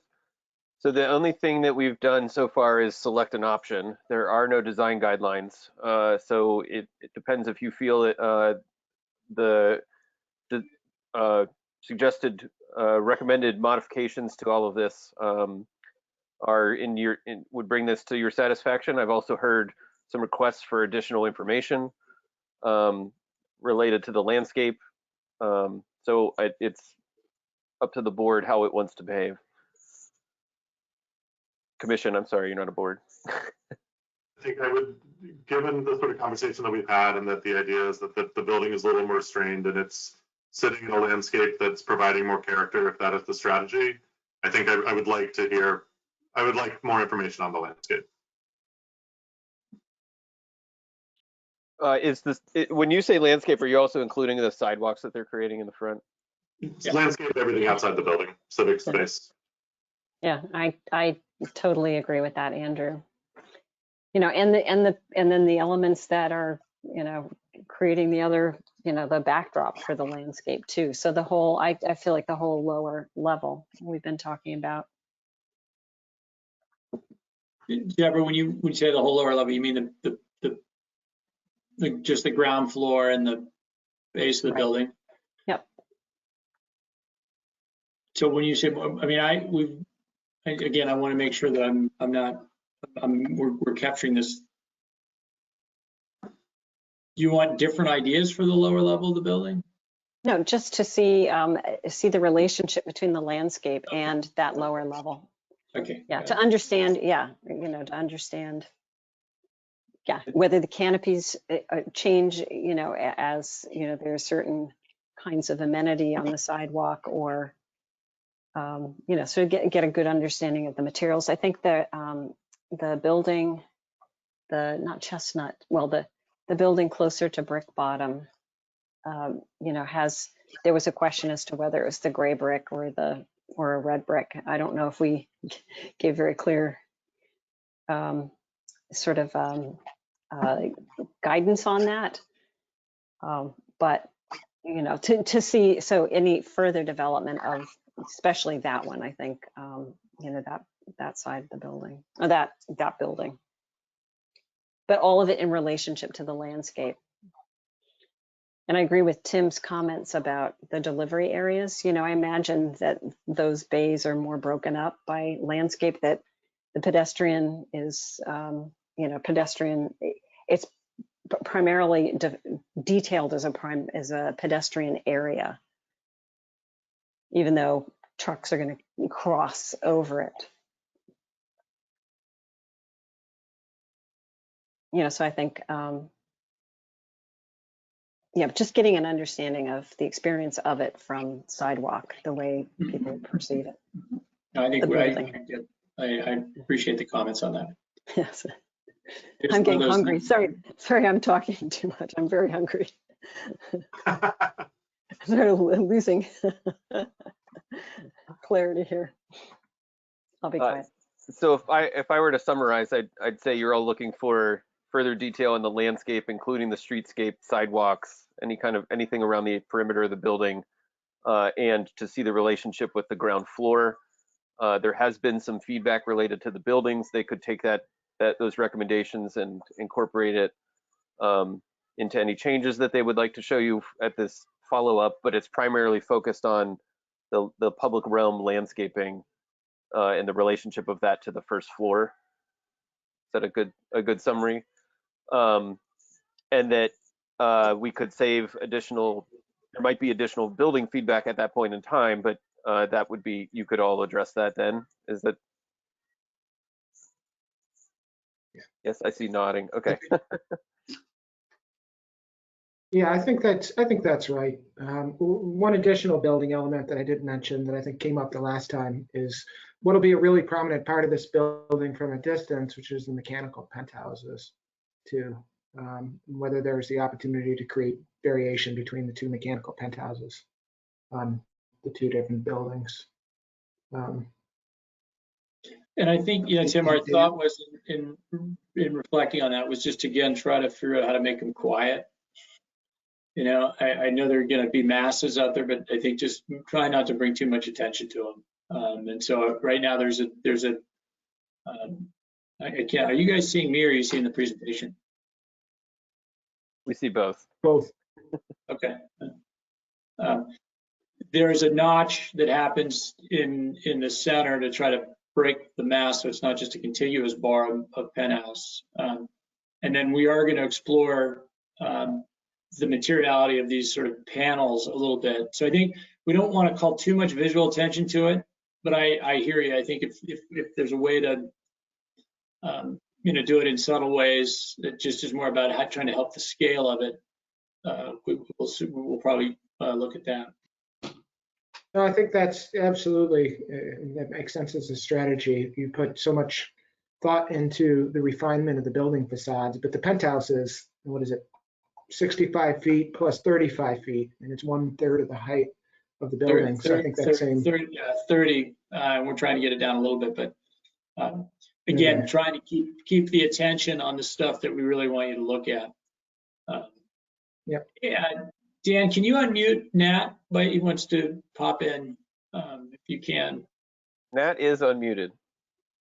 Okay. So can you hear me, Dan? Yes, we can hear you. Great, thank you. I'm sorry, I don't know how to turn the camera on during the webinar if I'm not a presenter, but I guess I just, and by the way, this is Nat Weiser from Redgate, Development Manager. And I just wanted to offer up a couple of other, you know, perspectives on this. I really appreciate the commission's time. I recognize it's getting late, but I'm hearing a lot of, you know, a lot of different things discussed, you know, relative to landscape and sort of public realm elements. And I just wanted to remind everybody that, you know, the city has just initiated its own, I don't want to call it the neighborhood planning process, because I don't think that's exactly, Dan, what's happening now, but there is a ongoing effort to create this set of neighborhood guidelines that currently don't exist. And I think we run the risk of getting out ahead of that process a little bit. And, you know, we can certainly come back and present, you know, our thoughts on what that looks like. But in our opinion, and we've already had a meeting with Public Space and Urban Forestry to present some ideas. I know that the city has a consultant that is actively thinking about these concepts and soliciting public input on these concepts. And so I just wonder if the commission might consider, allowing us to continue with our application process for this specific building, and recognizing that there is kind of a process that we run the risk of sort of running up against and getting out ahead of. And I know we've got additional steps, and we've got a formal site plan review process. We had presented some landscape, design discussion in the last meeting a couple weeks ago. I don't think we heard, I guess the attention to the, some of that presentation that we're hearing tonight. So I guess just from a process standpoint, I wanted to also offer that up. And I guess I also just wanted to, maybe pick up on the comment that maybe we're putting too much pressure on this building to do a lot of things that it's not supposed to do. And, again, there are no design guidelines that we're able to respond to. There are no requirements to screen mechanical equipment in this district, and yet, we're proposing to do that. We're committing to do that. There are no front setback and side setback requirements in this district, and I think this team is committed to providing that. So I'm hoping that the commission recognizes the commitment of this development team to creating a great environment, and would just ask that you consider that as you think about allowing us to continue with this process as these things continue to develop.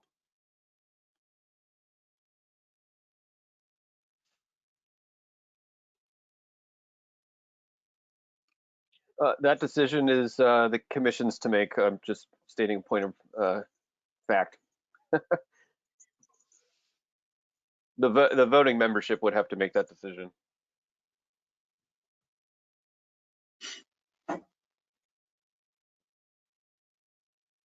Okay, so we definitely hear that we want to see more on the landscape and the relationship that the landscape has to the ground level. And I think we agree generally with all of the comments as it relates to how those two work together and the importance of them. I'm feeling like we're getting more aligned on the kind of the design strategy for the body of the building. The opportunities to really think through that southern end, particularly how to mitigate the challenges of all that loading and service that we need to have for this building, and making sure that pedestrian experience is as good as it can be. And then, just the broader issue about art and the integration of art and where people view it, how people engage it. That clearly is going to be part of the public realm and landscape. And then, Tim, your last point about just maybe a better understanding of the penthouses. Again, I think our strategy there is very similar. It's just we want it to be quiet. We don't really want to bring a lot of attention to it. So just making them as subtle as we can was the approach. So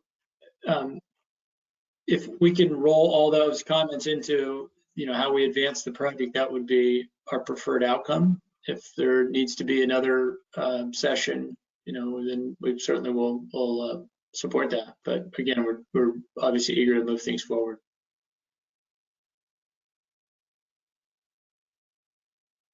I guess my preference would be another session.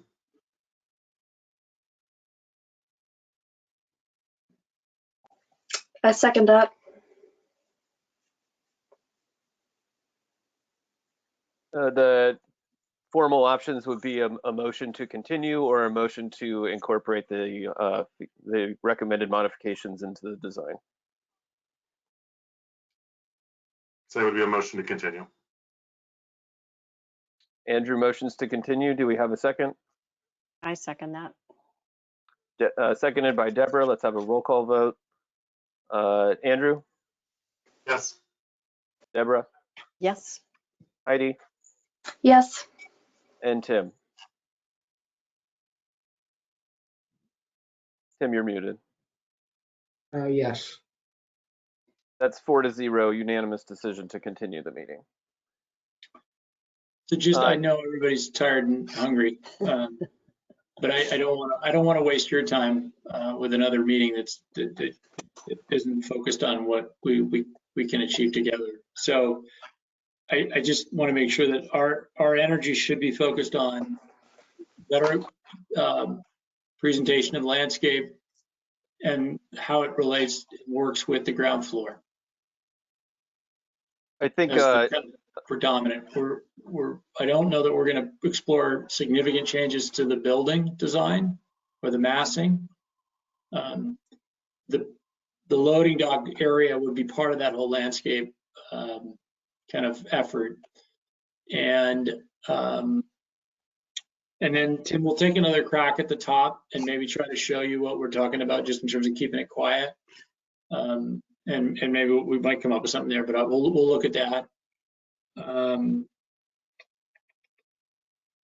the commission's standpoint, for the commissioners, we can still vote to incorporate your design feedback for the building at the follow-up meeting. So just because you didn't vote on that today doesn't mean it falls off the table. We can work on summarizing it for you for the next meeting so that you have it at hand. Doug, I think that probably a comprehensive public realm streetscape landscape plan for the site that's zoomed in as much as possible. A plan view, sections of the sidewalks was asked for. Deborah was talking about wanting to see things that show the integration between the streetscape in front of the building and the storefronts. Yep. Probably details of areas of more depth, like the entry at the main entrance. Just focus on I think graphics and illustrations that focus on the ground level and the streetscape is what I heard everybody asking for. Okay. I mean, I think that I get, and I think we can respond to that. I just want to make sure that when we get together again, that we're presenting stuff that's responsive to what the areas of focus are. No, Doug, I think you've summarized it well with the items you mentioned. Yeah. And I mean, I think just, candidly to Nat's point, we're struggling because there are no guidelines, and I know this is a little bit of new process and gets a little subjective. And I think we feel like we've gone well above what is required by zoning to make it a great building and make it a great, the beginning of a great new neighborhood for Somerville. And we're excited to get all of us on board that we're moving this thing in the right direction. So we appreciate the feedback and the effort that you guys are putting in to help us get there. I just want to say I really appreciate you articulating your strategy a little more clearly. I think that that helps a lot to understand the direction of the building and the direction of the landscape together. So I just want to say thank you for doing that. Sure. And yeah, I do think it's going to be cool. Okay.